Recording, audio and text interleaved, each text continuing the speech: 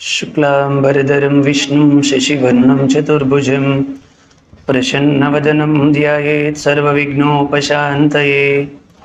गुरुब्रह्मा गुरुविष्णु गुरुदेवो महेश्वरः गुरुसाक्षात् परब्रह्म तस्मै श्रीगुरवे नमः।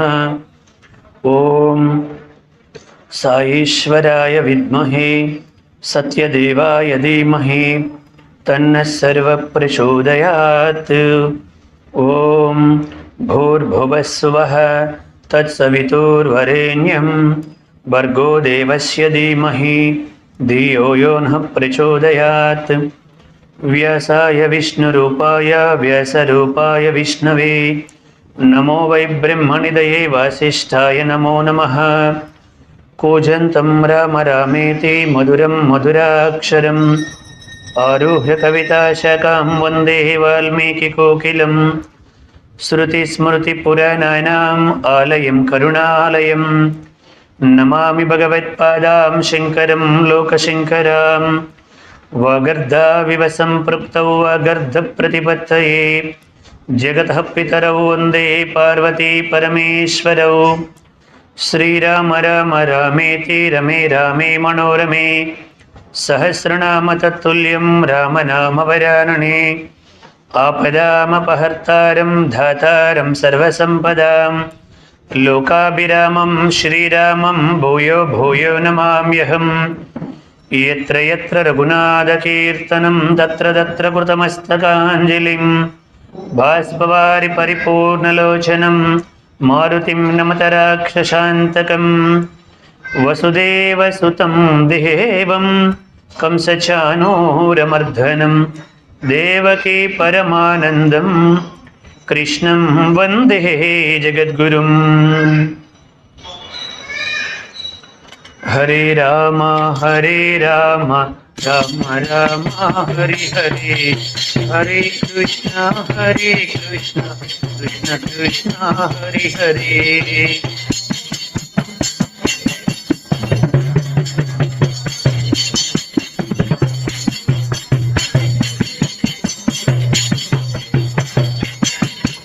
हरे राम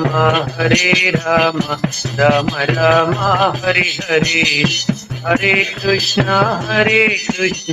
कृष्ण कृष्ण हरे हरे।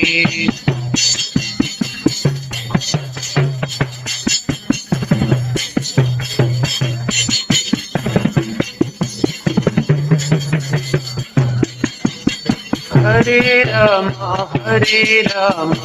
राम राम हरे हरे हरे कृष्ण कृष्ण कृष्ण हरे हरे।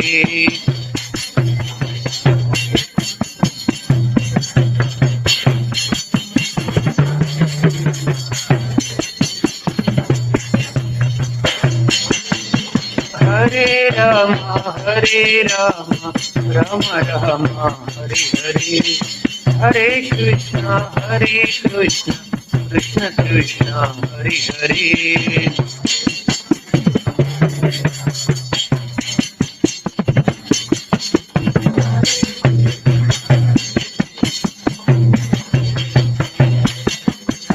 हरे राम राम राम हरे हरे हरे कृष्ण कृष्ण कृष्ण हरे हरे।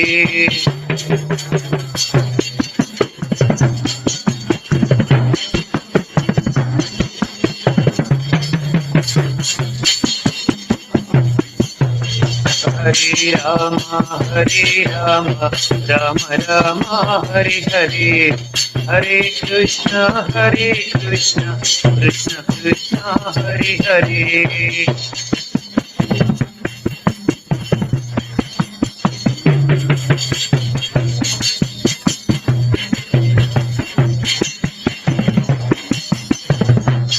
శ్రీరామచంద్రమూర్తికి, సీతామాతకు, లక్ష్మణ స్వామికి, ఆంజనేయ స్వామికి, భగవాన్ శ్రీ సత్యసాయి బాబాజీకి, ఏడుకొండలవాడ వెంకటరమణ గోవింద గోవింద, ఆపద మొక్కులవాడ అనాథ రక్షక గోవింద గోవింద గోవింద గోవింద.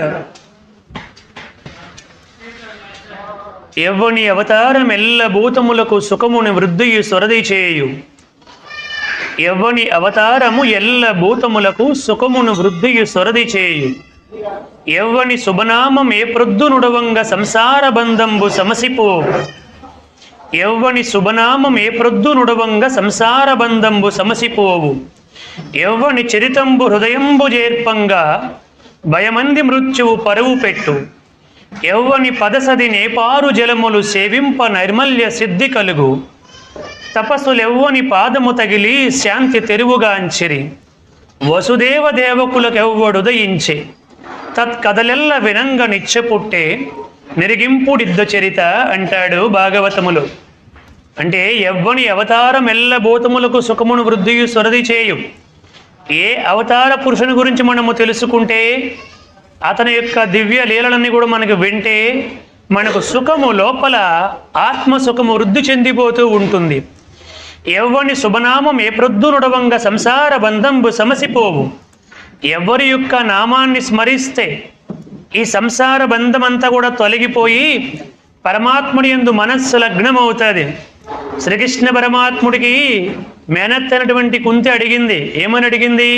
అత్తానికి ఏమి కావాలో కోరుకోని చెప్పంటే ఆమె అడిగింది, యాదవులందు పాండు సుతులందు నాకు మోహ విచ్ఛేదము చేయవయ్యా. ఘనసింధువు చేరడి గంగభంగి నీ పాద సరోజ చింతనముపై మదీయ బుద్ధి అత్యాదర వృత్తితో గదీయగనట్లుగు చేయు గదయ్య ఈశ్వర.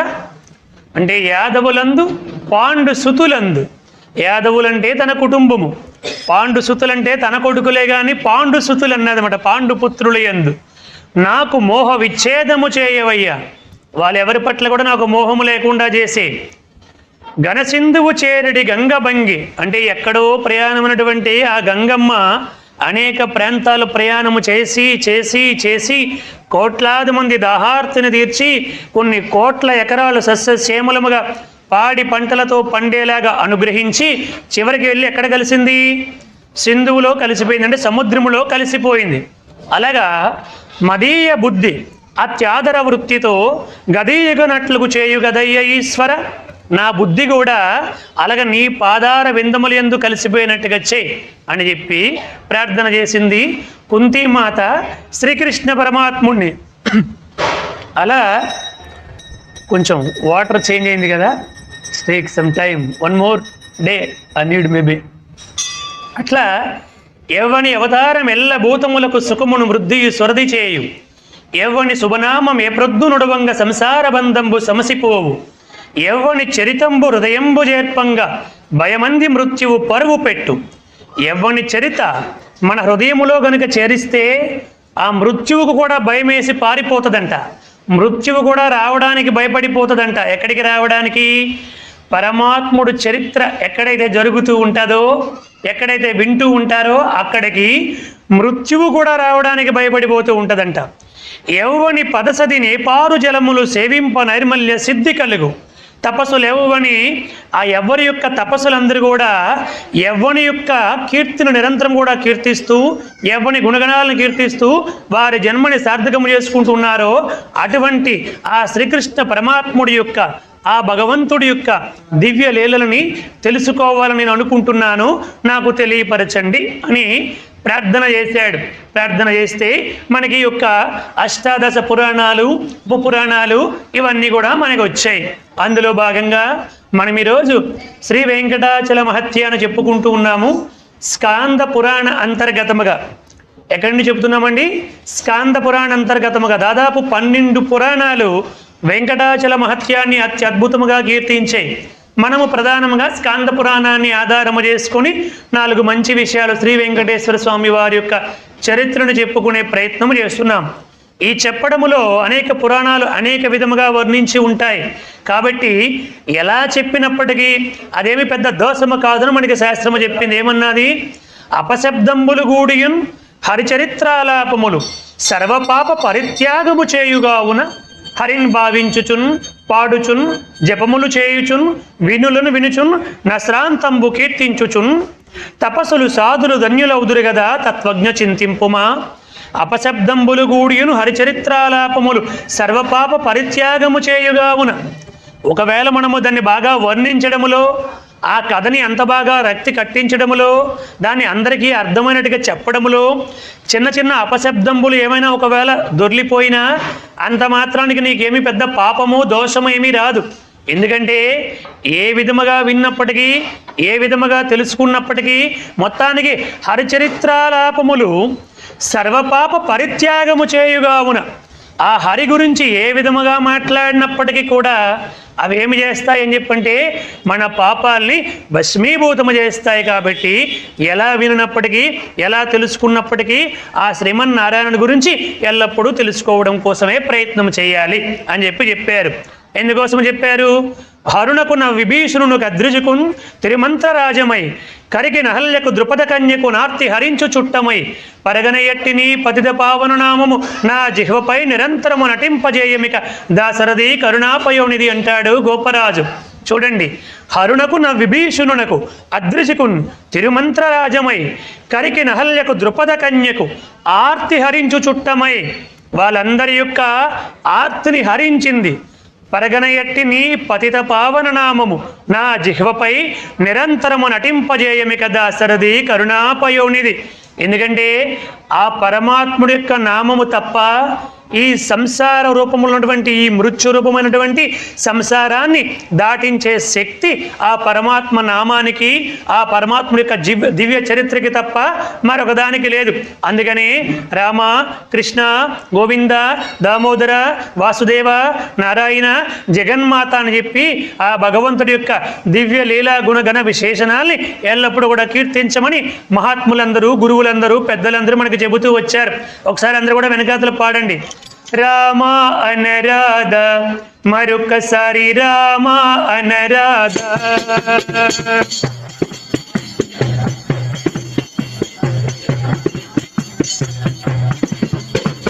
రామ అనరాధ మరొకసారి రామ అనరాధ.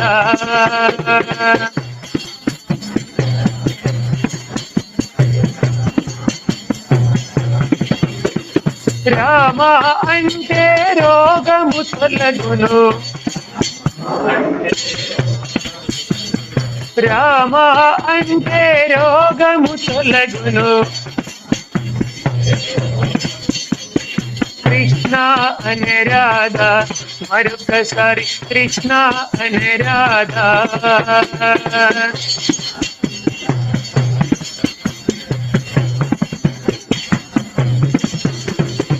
కృష్ణ అంటే కష్టము తొలగును, కృష్ణ అంటే కష్టము తొలగును. శివ శివయ నరాధ మరొకసారి శివ శివయ నరాధ.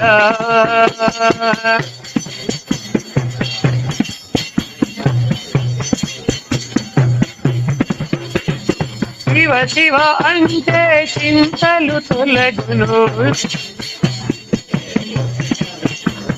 శివ శివ అంటే చింతలు తొలగును. సాయి అనరాధ మరొకసారి సాయి అనరాధ.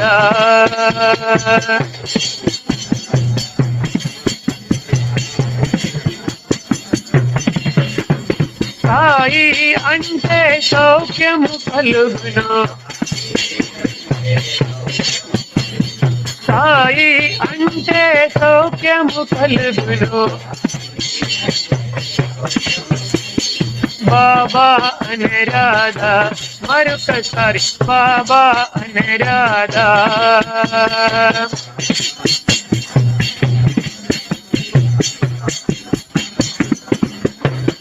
బాబా అంటే బాధలు తీరును, బాబా అంటే బాధలు తీరును. రామ అనే రాధా మరొకసారి రామ అనే రాధా.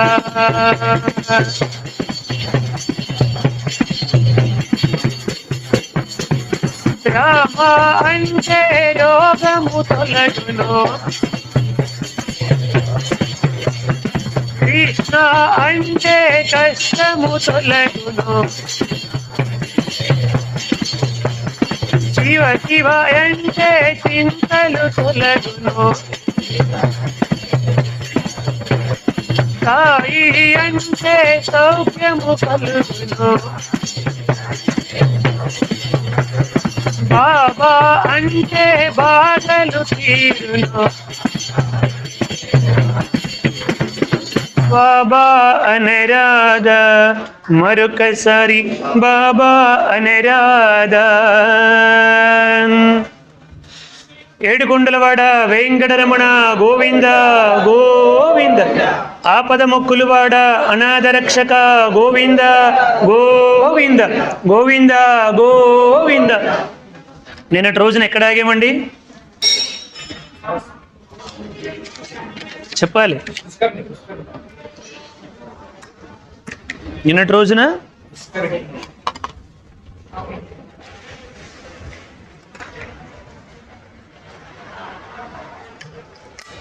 స్వామివారి పుష్కరం దగ్గర ఆగాం. పుష్కరిణి మహత్యాన్ని నిన్నటి రోజున పరమాత్ముడి యొక్క దివ్య అనుగ్రహం చేత చెప్పుకోవడం జరిగింది. ఇదంతా ఎవరెవరికి చెబుతున్నారు? నైమిషారణ్యంలో సూత భగవానుడు సూత మహర్షి శౌనికాది మహామునులందరికీ తెలియపరుస్తున్నాడు కదా.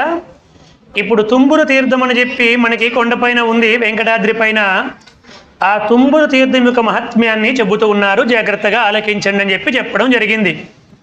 ఒకానొక సందర్భంలో అగస్త్య మహర్షి తన యొక్క శిష్యులందరితో కలిసి వెంకటాద్రిపై అనేక పుణ్యతీర్థాల యొక్క మహాత్మ్యాన్ని వాళ్ళందరికీ తెలియపరుస్తూ ఆ ప్రాంతంలో సంచరిస్తూ ఉన్నారంట. అలా సంచరిస్తున్నప్పుడు అగస్త్య మహర్షి ఒక తీర్థము దగ్గరికి వచ్చేసరికి, అప్పటికి ఆ తీర్థం పేరు గోణ తీర్థం. ఆ గోణ తీర్థము దగ్గరికి వచ్చారు. ఆ తీర్థము దగ్గరికి వచ్చి ఒక మహాత్ముడు తపస్సు చేసుకుంటూ ఉంటే, అగస్త్య మహర్షి అంతటి వాడు, అంటే అగస్త్య మహర్షి ఎంత గొప్పవాడో మీకు అందరికి కూడా రామాయణం చెప్పినప్పుడు చెప్పాను. సాక్షాత్తు శ్రీరామచంద్రమూర్తికి ఆదిత్య హృదయాన్ని ఉపదేశం చేసినటువంటి వాడు అగస్త్య మహర్షి. ఒకానొక సందర్భములో దేవతలందరూ రాక్షసులు ఆ సముద్రంలోనికి వెళ్ళి దాక్కున్నారని చెప్పంటే సముద్రం మొత్తాన్ని కూడా అవపోసన బట్టి కేశవ ఇస్వాహ అని తాగేసినటువంటి వాడు అగస్త్య మహర్షి. చాలా గొప్పవాడు మాట. అగస్త్యుడికి చాలా గొప్ప చరిత్ర ఉంది. అటువంటి అగస్త్య మహర్షి అక్కడ ఒక మహాత్ముని చూసి నమస్కారం చేశారు. శిష్యులందరూ కూడా ఆశ్చర్యపోయి, గురుదేవా మీ చేత నమస్కారాలు అందుకోబడ్డాడంటే అతడు చాలా గొప్పవాడై ఉంటాడు, అతను ఎవరు, అతని చరిత్ర ఏమిటి మాకు తెలియపరచండి అని చెప్పి అగస్త్య మహర్షిని ప్రార్థించారు శిష్యులందరూ కూడా. అంటే గురువు పట్ల ఎంత విశ్వాసం ఉండాలి, ప్రతి చిన్న విషయాన్ని ఎంత నిశ్చితముగా గమనించాలి, అక్కడ మనం తెలుసుకోవాలి. నమస్కరించగానే ఏదో నమస్కరించాడులే అని అనుకోలేదు వాళ్ళు. మీ చేత నమస్కారాలు అందుకోబడ్డాడంటే అతడు చాలా గొప్పవాడై ఉంటాడు, అసలు అతను ఎవరు, అతని చరిత్ర ఏమిటో మాకు చెప్పండి అని అడిగారు. అడిగితే అప్పుడు అగస్త్య మహర్షి ఈ విధముగా చెప్పారు. నాయన, పూర్వము నారదుడు గంధర్వుల్లో జన్మించినటువంటి తుంబురుడు అనేవారు ఇద్దరు ఉండేవారు. ఈ నారదుడు తుంబురులు ఇద్దరు కూడా చాలా అద్భుతంగా గానము చేసేవారు, చాలా గొప్ప గానాన్ని చేసేవారు. ఎక్కడికి వెళ్ళినప్పటికీ అత్యంత కడురమ్యముగా నారద మహర్షి ఎప్పుడు కూడా నారాయణ నామస్మరణ చేసుకుంటూ వచ్చేవాడు.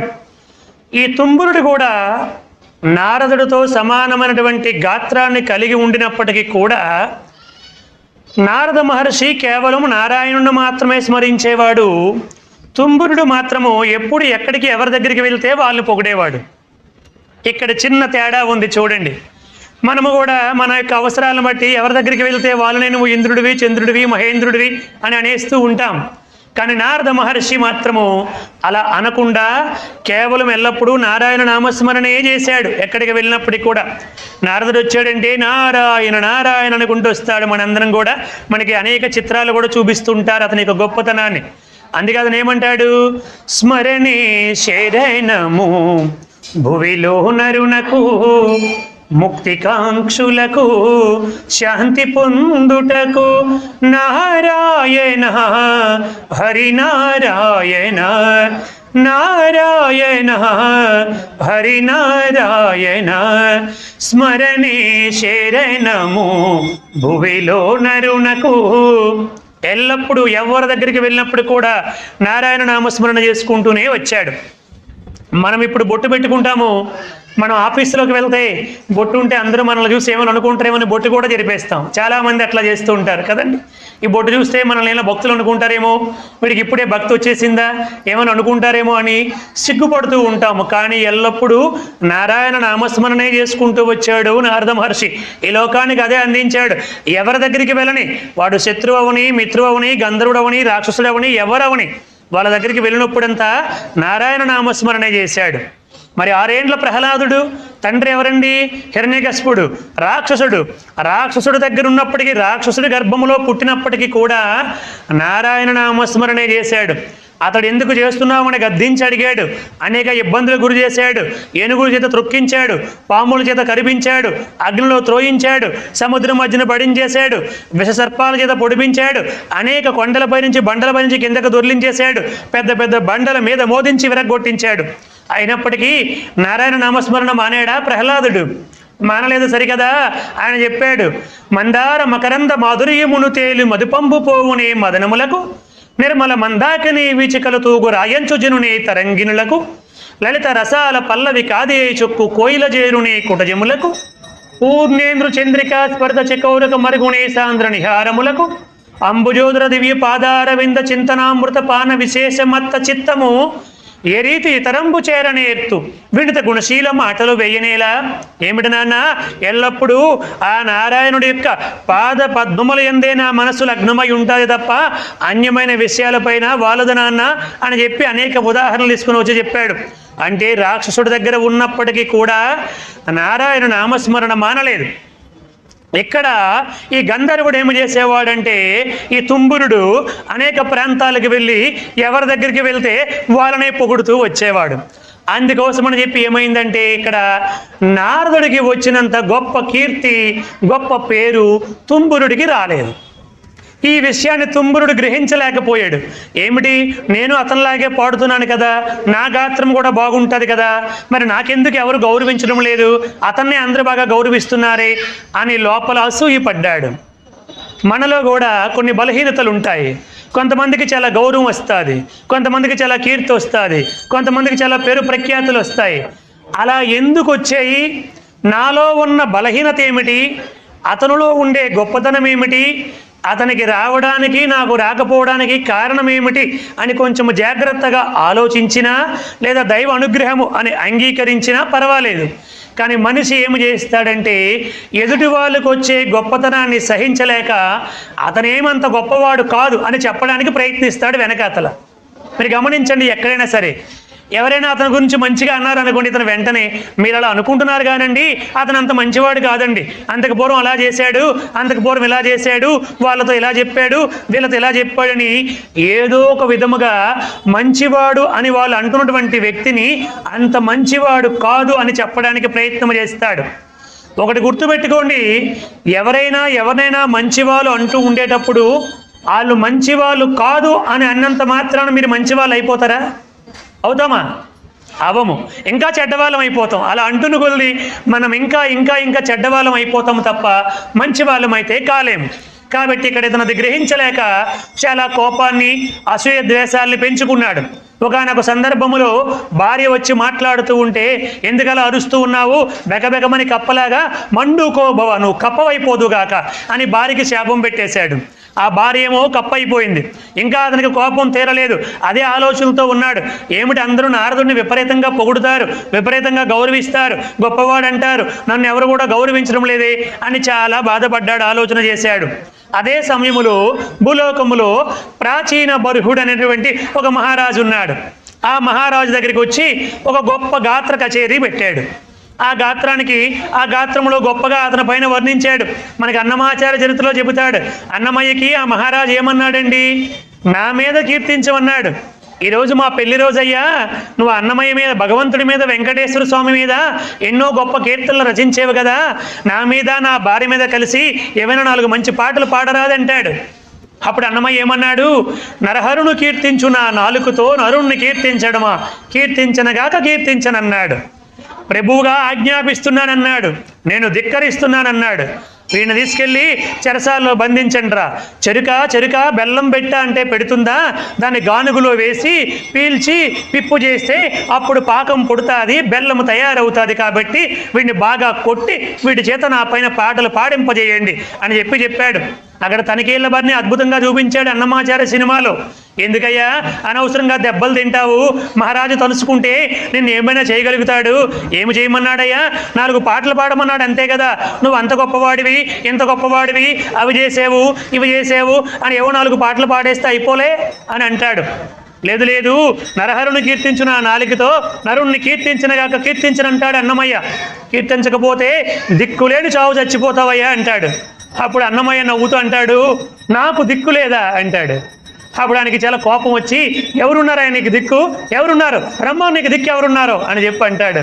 అంటే అప్పుడు ఆయన గొప్ప పాట పాడితే అప్పుడు ఆ శ్రీమన్నారాయణుడు వచ్చి వాళ్ళందరినీ భయభ్రాంతులకు గురి చేస్తారు. అంటే అన్నమయ్యని కట్టేసి కొడతారు. వాళ్ళందరూ కూడా దేనికి కొట్టారండి, రాజు మీద పాట పాడలేదని. గుర్తుపెట్టుకోండి, ఎంత గొప్ప వాళ్ళు ఉన్నారో మన చరిత్రలో. అదే సామాన్య మానవుడు ఎవరైనా అయితే అసలు వాడు పాడమనక ముందే వీళ్ళు పాడడం మొదలు పెడతారు కదా.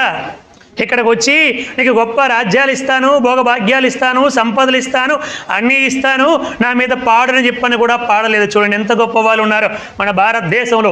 భారత్ మాతాకు, భారత్ మాతాకు, భారత్ మాతాకు. ఇవి మనము తెలుసుకోవాలన్నటువంటి సత్యాలు మాట. అతను ఇక్కడికి వచ్చాడు, గంధర్వుడు ఇక్కడికి వచ్చేసి ఆ ప్రాచీన బర్హుడు దగ్గరికి వెళ్ళాడు. ఈ తుంబురుడు వెళ్ళి అతని మీద గొప్పగా వర్ణించి పాడేశాడు. పాడించేస్తే అతనికి ఒక టైటిల్, ఒక బిరుదు ఇచ్చాడు మాట. ఏమన్నాడంటే, నేటి నుంచి నీ పేరు గాన గంధర్వుడు అని అన్నాడు. సంతోషపడ్డాడు. ఇంకా నాకు కావాల్సింది ఏముంది, నాకు ఒక గొప్ప టైటిల్ దొరికింది. అందరూ కూడా ఆ యొక్క నారదుడినే పొగుడుతున్నారు, నన్ను ఎవరు కూడా పొగడడం లేదు, ఇంతకాలానికి నాకు గొప్ప బిరుదు ఇచ్చేవయ్యా అనుకుంటూ అక్కడి నుంచి బయలుదేరాడు. అప్పుడు నారద మహర్షి వచ్చాడు. చూడు మనకి గానాన్ని ఇచ్చినటువంటిది పరమేశ్వరుడు దివ్య అనుగ్రహం చేత మనకి గొప్ప వాక్కు వచ్చింది. ఈ గొప్ప వాక్కుని ఎవరి కోసం ఉపయోగించాలి, ఆ పరమేశ్వరుడి కోసం ఉపయోగించాలి. నువ్వు పోయి ఇంతవరకు ఏదో దేవతల్ని గొప్పవాళ్ళని మహాత్ముల్ని పొగడేవనుకుంటే ఇప్పుడు పోయి మానవులు కూడా పొగడడం మొదలుపెట్టావు. అందులో కూడా లేనటువంటివి ఎన్నో కల్పించి అనేక విధాలుగా అతన్ని సంతృప్తి కలిగించడం కోసం ప్రయత్నం చేసావు. కాబట్టి నేటి నుంచి నీకు ఆకాశ గమనం అంటే నువ్వు ఎక్కడికైనా వెళ్ళగలిగే శక్తి నీకు ఉంది కదా, అది తొలగిపోదునుగాక అని చెప్పించాడు. అంతే. అక్కడి నుంచి ఇంకా అతను పైకి ఎగరలేక అక్కడ ఉండిపోయాడు మాట. అలా ఉండిపోయి ఆలోచన చేసి ఆ పరమాత్ముడి యొక్క దివ్య అనుగ్రహము చేత ఈ వెంకటాద్రికి వచ్చి ఈ వెంకటాద్రి దగ్గర స్వామి పుష్కరంలో స్నానము చేసి వరాహస్వామి వారి దర్శనము చేసుకొని ఇక్కడ కూర్చొని తపస్సు చేసుకుంటూ ఉన్నాడు. అతడే ఆ గంధర్వుడు అని అనగానే, ఆ గంధర్వుడు గురించి చెప్పగానే ఆ శ్రీమన్నారాయణుడు ప్రత్యక్షమయ్యాడు. అగస్త్య మహర్షి అంతటి వాడు చెప్పగానే ఆ శ్రీమన్నారాయణుడు ప్రత్యక్షమయ్యి ఆ గంధర్వుడికి, నాయనా ఇక్కడి నుంచి అంటే తుంబురుడికి, నేటి నుంచి నీ శాపము తీరిపోయింది. ఎందుకంటే ఈ యొక్క తీర్థములో పవిత్రమైనటువంటి ఈ వెంకటాద్రి పైన ఈ తీర్థములో ప్రతినిత్యము కూడా స్నానము చేసి అనుష్ఠానము చేసి తపస్సు చేసుకున్నావు కాబట్టి నీకు ఇక శాప విమోచనం అయిపోయింది. నీ భార్యకి కూడా శాప విమోచనం అయిపోయింది. ఇంకెప్పుడు కూడా భగవంతుడు ఇచ్చినటువంటి ఈ వాక్కుని, ఈ గాత్రాన్ని పరమాత్ముడిని కీర్తించడానికి ఉపయోగించు తప్ప అల్పుల్ని కీర్తించడానికి ఉపయోగపెట్టొద్దు. అదే విధముగా నారద మహర్షి నీకు ఎంతో సహాయం చేశాడు తప్ప నీపై అతనికి ఎటువంటి ద్వేషము లేదు. ఇక నుంచి మీరిద్దరూ కలిసి ఆనందముగా జీవించండి. నీవు తపస్సు చేసి ఇక్కడ చాలా కాలం పాటు తపస్సు చేసి ఇందులో స్నానాదులాడి నన్ను కీర్తించావు కాబట్టి నేటి నుంచి ఈ యొక్క తీర్థానికి తుంబుర తీర్థం అని చెప్పి పేరు సార్థకముగా ఉండిపోతుంది అని శ్రీమన్నారాయణమూర్తి వరాన్ని ప్రసాదించాడు. ఆ విధముగా వచ్చినటువంటిదే తుంబుర తీర్థము. ఏడుకొండలవాడ వెంకటరమణ గోవింద గోవింద, ఆపద మొక్కులవాడ అనాథ రక్షక గోవింద గోవింద గోవింద గోవింద. ఇంకా అమ్మవారు వేదవతి మాత చరిత్ర తెలుసుకునే ప్రయత్నాన్ని మనము చేద్దాం. మనందరికీ కూడా తెలుసు, కుశధ్వజ మహారాజు అన్నటువంటి ఒక మహా గొప్ప భక్తుడు అమ్మవారిని తన కుమార్తెగా జన్మింపమని ప్రార్థన చేస్తూ చాలా గొప్ప ప్రార్థనతో ఆర్తితో ప్రతినిత్యము కూడా ప్రార్థిస్తూ వచ్చాడు. ప్రతినిత్యము కూడా అమ్మవారిని ప్రార్థిస్తున్నాడు. ఏమని? అమ్మ, నీవే నాకు కుమార్తెగా పుట్టాలని. చూడండి, మానవుడు ఏది కోరుకుంటే అది అనుగ్రహిస్తున్నాడు పరమాత్ముడు. ఆ కుశధ్వజ మహారాజు సాక్షాత్తు అమ్మవారిని తనకి కుమార్తెగా పుట్టమని ప్రార్థన చేశాడు. ప్రతినిత్యము కూడా ప్రార్థిస్తూ ఆ అమ్మవారికి నిత్య కైంకర్యాలని కూడా చేస్తూ ప్రార్థిస్తూ ఉంటే ఆ శ్రీమన్నారాయణుడు చెప్పాడు, లక్ష్మి, అలనాడు సరస్వతీదేవి కూడా నీకు శాపం పెట్టింది. మన ఎడబాటు కొంతకాలం పాటు తప్పదు. కుశధ్వజ మహారాజు ప్రార్థన చేస్తున్నాడు కాబట్టి అతని ప్రార్థనకి సంతృప్తి చెంది నీ అంశ మాత్రముగా వెళ్ళి అతనికి కుమార్తెగా జన్మించు అని చెప్పాడు. చెబితే అతడు అక్కడ అమ్మవారి దగ్గర పుష్పాలు వేసి ప్రతినిత్యము కూడా ప్రార్థిస్తున్నాడు కదా.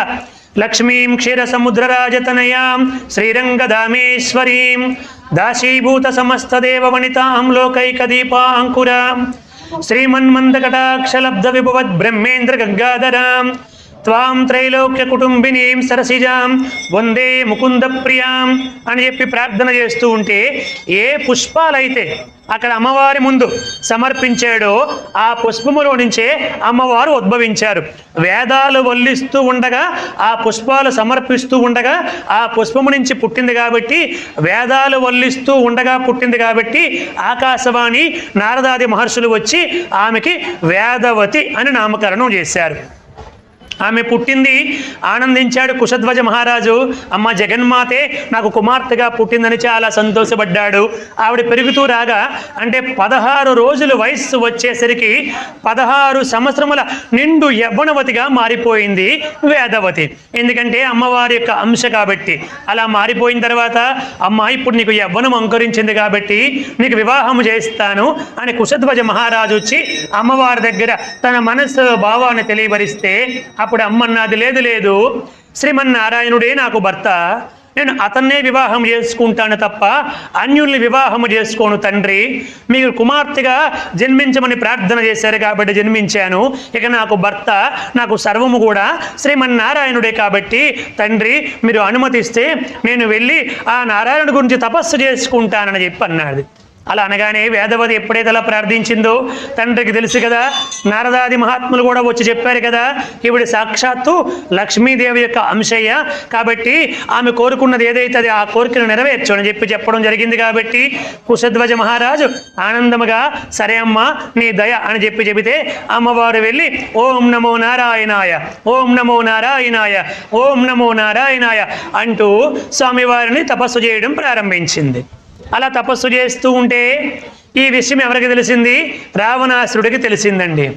రావణాసురుడి దగ్గరికి వెళ్ళి ఈ విషయాన్ని చారులు తెలియపరిచారు. ఏమిటి? కుశధ్వజుడికి జగన్మాత లక్ష్మీదేవి అంశే జన్మించిందా? ఆమెమి వివాహం చేస్తానని తండ్రి అంటే ఆమెమో శ్రీమన్నారాయణునే వివాహం చేసుకుంటాను, వేరెవరిని వివాహం చేసుకోనని చెప్పి అన్నాదా? అంతవరకు ఆవిడ ఉండాలి కదా, నేనే ఇంతలోపు వెళ్ళి ఆవిడ వివాహం చేసుకుంటాను అని చెప్పి ఆ రావణాసురుడు వాయువేగముతో వచ్చాడు. ఎక్కడికి? వేదవతి మాత ఎక్కడైతే తపస్సు చేసుకుంటూ ఉంటుందో అక్కడికి వచ్చాడు. వచ్చి ఆమె నిశ్చలంగా తపస్సు చేసుకుంటూ ఉంటే ఆమె కేశాలని పట్టడానికి ప్రయత్నం చేశాడు. అంతే, ఆవిడకి ఒక్కసారి తెలివచ్చేసి చూసింది, ఒరే మూర్ఖుడా, ఇక్కడ ఉండి తపస్సు చేసుకుంటూ ఉంటే ఆ శ్రీమన్నారాయణుడే నా భర్తగా నా సర్వస్వంగా భావించి ఓం నమో నారాయణాయ అని చెప్పి త్రికరణ శుద్ధిగా తపస్సు చేసుకుంటూ ఉంటే కామముతో నా యొక్క దేహాన్ని అపవిత్రము చేస్తావా? నీ చూపులతో నా దేహాన్ని అపవిత్రము చేసేవు కాబట్టి ఈ దేహాన్ని భస్మీభూతము చేసుకుంటాను. ఇంక ఈ దేహముతో నేను ఈ భూ ప్రపంచం మీద ఉండను. ఈ దేహాన్ని భస్మము చేసుకుని వేరొక జన్మ ఎత్తి రాబోయే జన్మలో నీ మరణానికి నేనే కారకురాలను అవుతాను అని చెప్పి శాపం పెట్టి అమ్మవారు అగ్నిని వ్రేల్చుకుని అందులో దూకేసి అమ్మవారు దేహాన్ని విడిచిపెట్టేసింది. వీడు చూశాడు, ఇదంతా క్షణంలో జరిగిపోయింది. ఏమిటిది?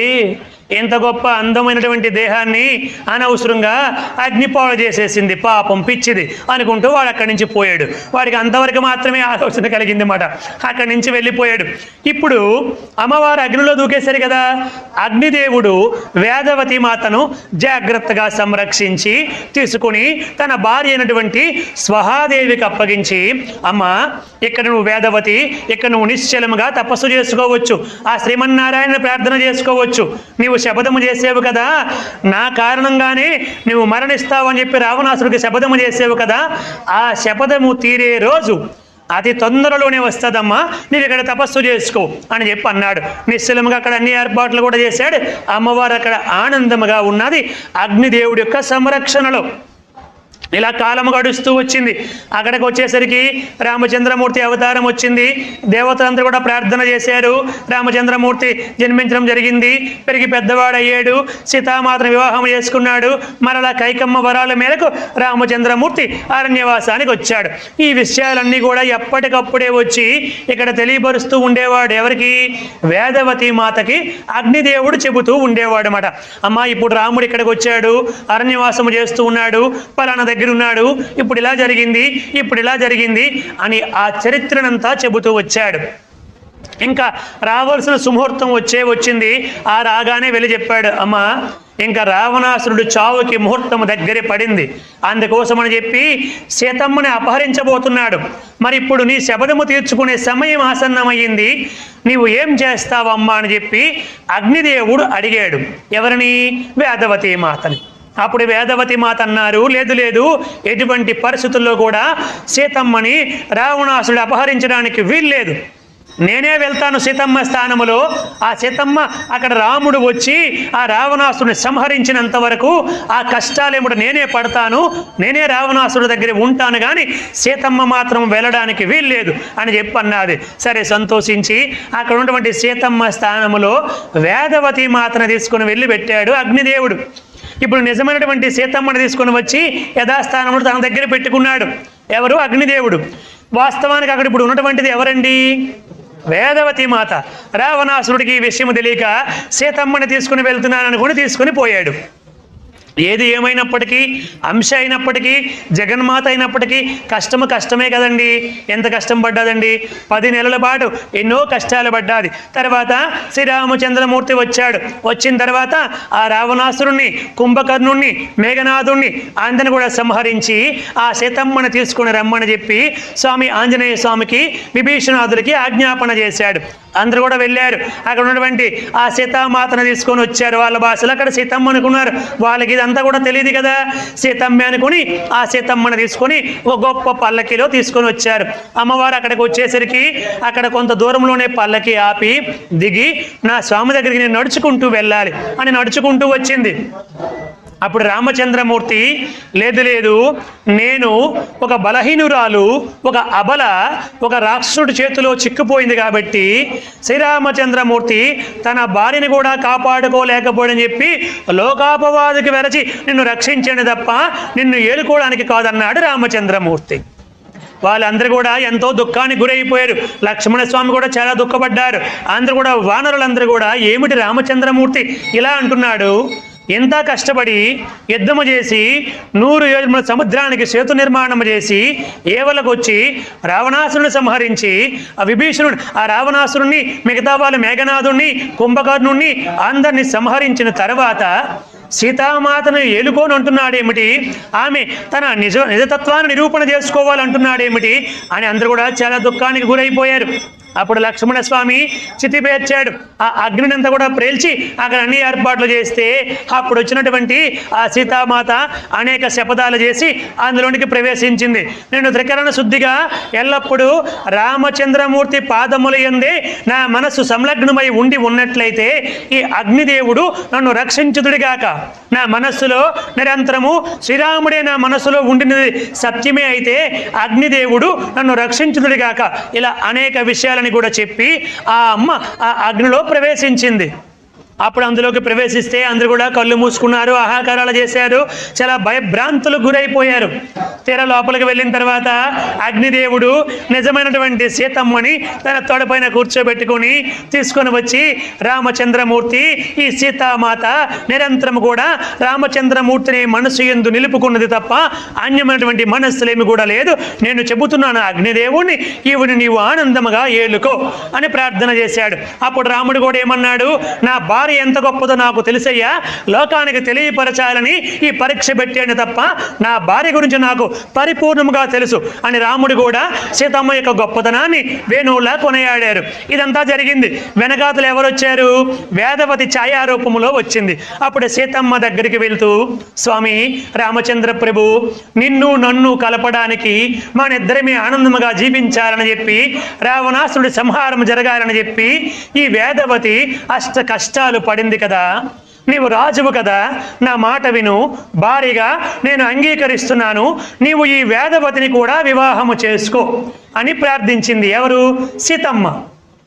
అప్పుడు రామచంద్రమూర్తి అన్నాడు, సీత, నేను ఈ అవతారములో ఏకపత్ని వ్రతుణ్ణి కాబట్టి ఆ కోరిక తీరదు. నీవు చెప్పింది నిజమే, మహారాజు ఎంతమందినైనా వివాహం చేసుకోవచ్చు, కానీ ఈ అవతారములో ఏకపత్ని వ్రతాన్ని స్వీకరించాను కాబట్టి వేరొక భార్యని వివాహం చేసుకోను.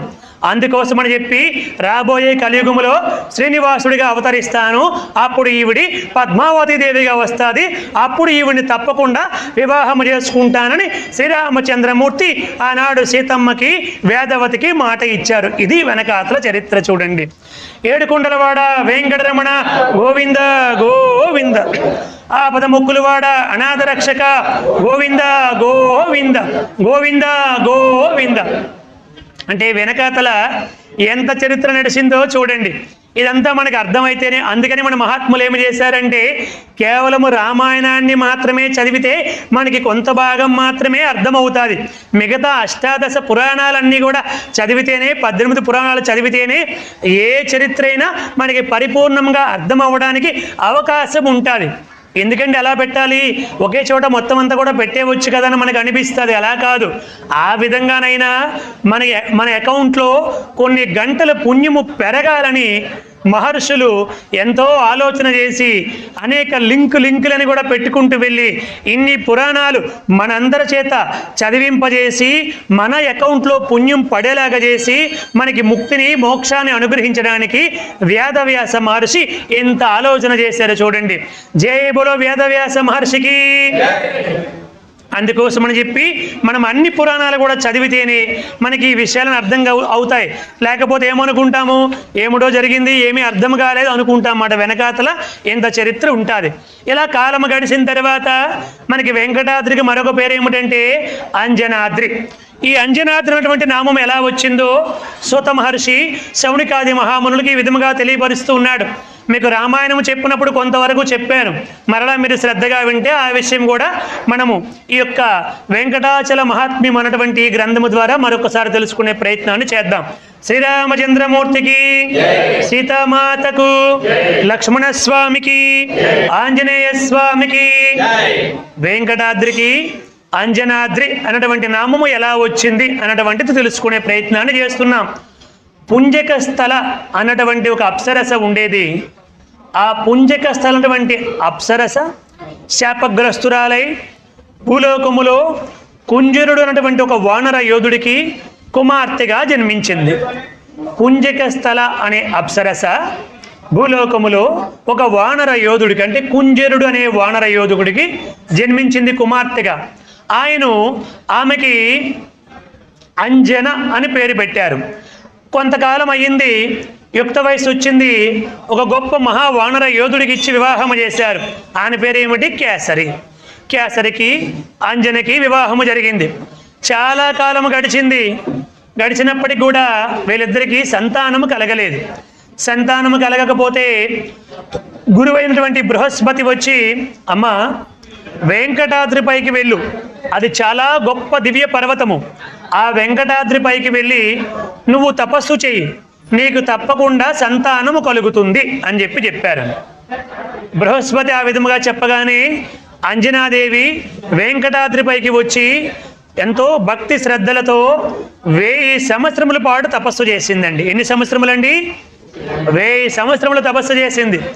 తపస్సు చేస్తూ ఉంటే ఆమె ఒక నియమాన్ని పెట్టుకుంది. ఏమిటా నియమము?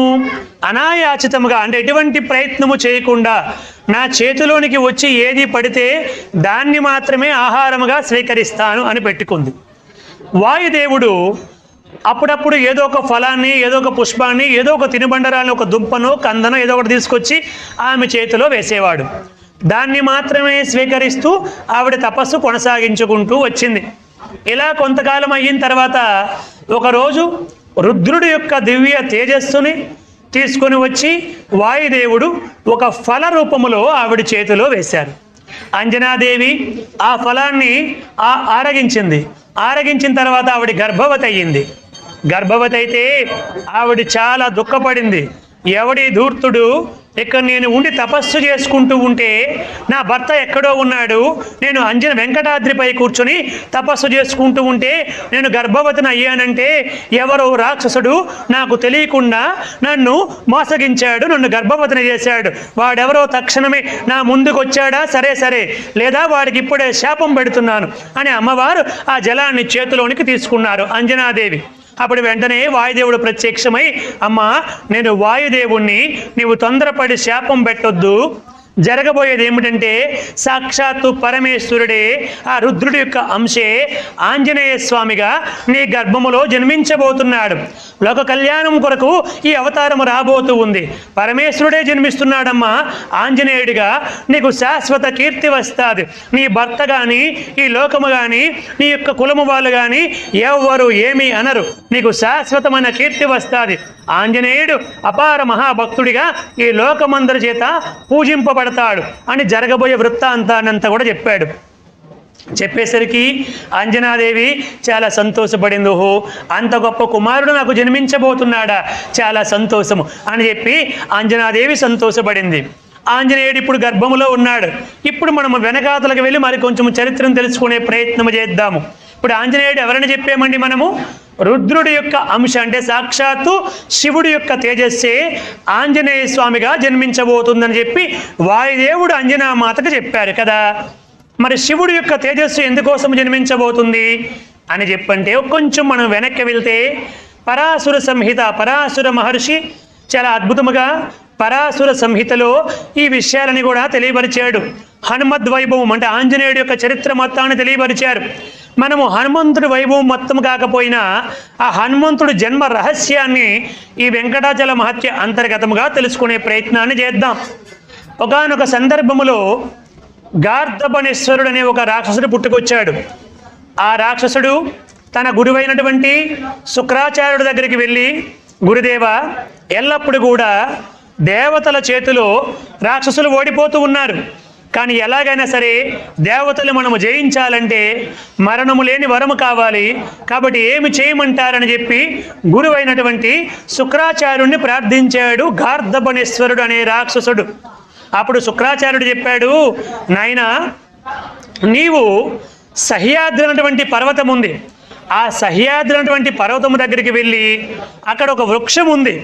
ఆ వృక్షానికి తలక్రిందులుగా వేలబడి కింద పొగ పెట్టుకొని ఆ పొగని మాత్రమే ఆహారముగా స్వీకరిస్తూ 100 సంవత్సరాలు కనుక తపస్సు చేస్తే నీకు పరమేశ్వరుడు ప్రత్యక్షమై గొప్ప వరాన్ని ప్రసాదిస్తాడు.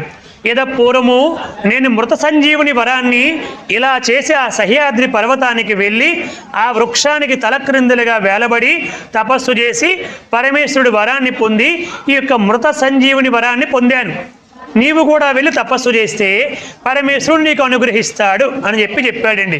ఎవరు చెప్పారు? గురువైనటువంటి శుక్రాచార్యుడు చెప్పాడు.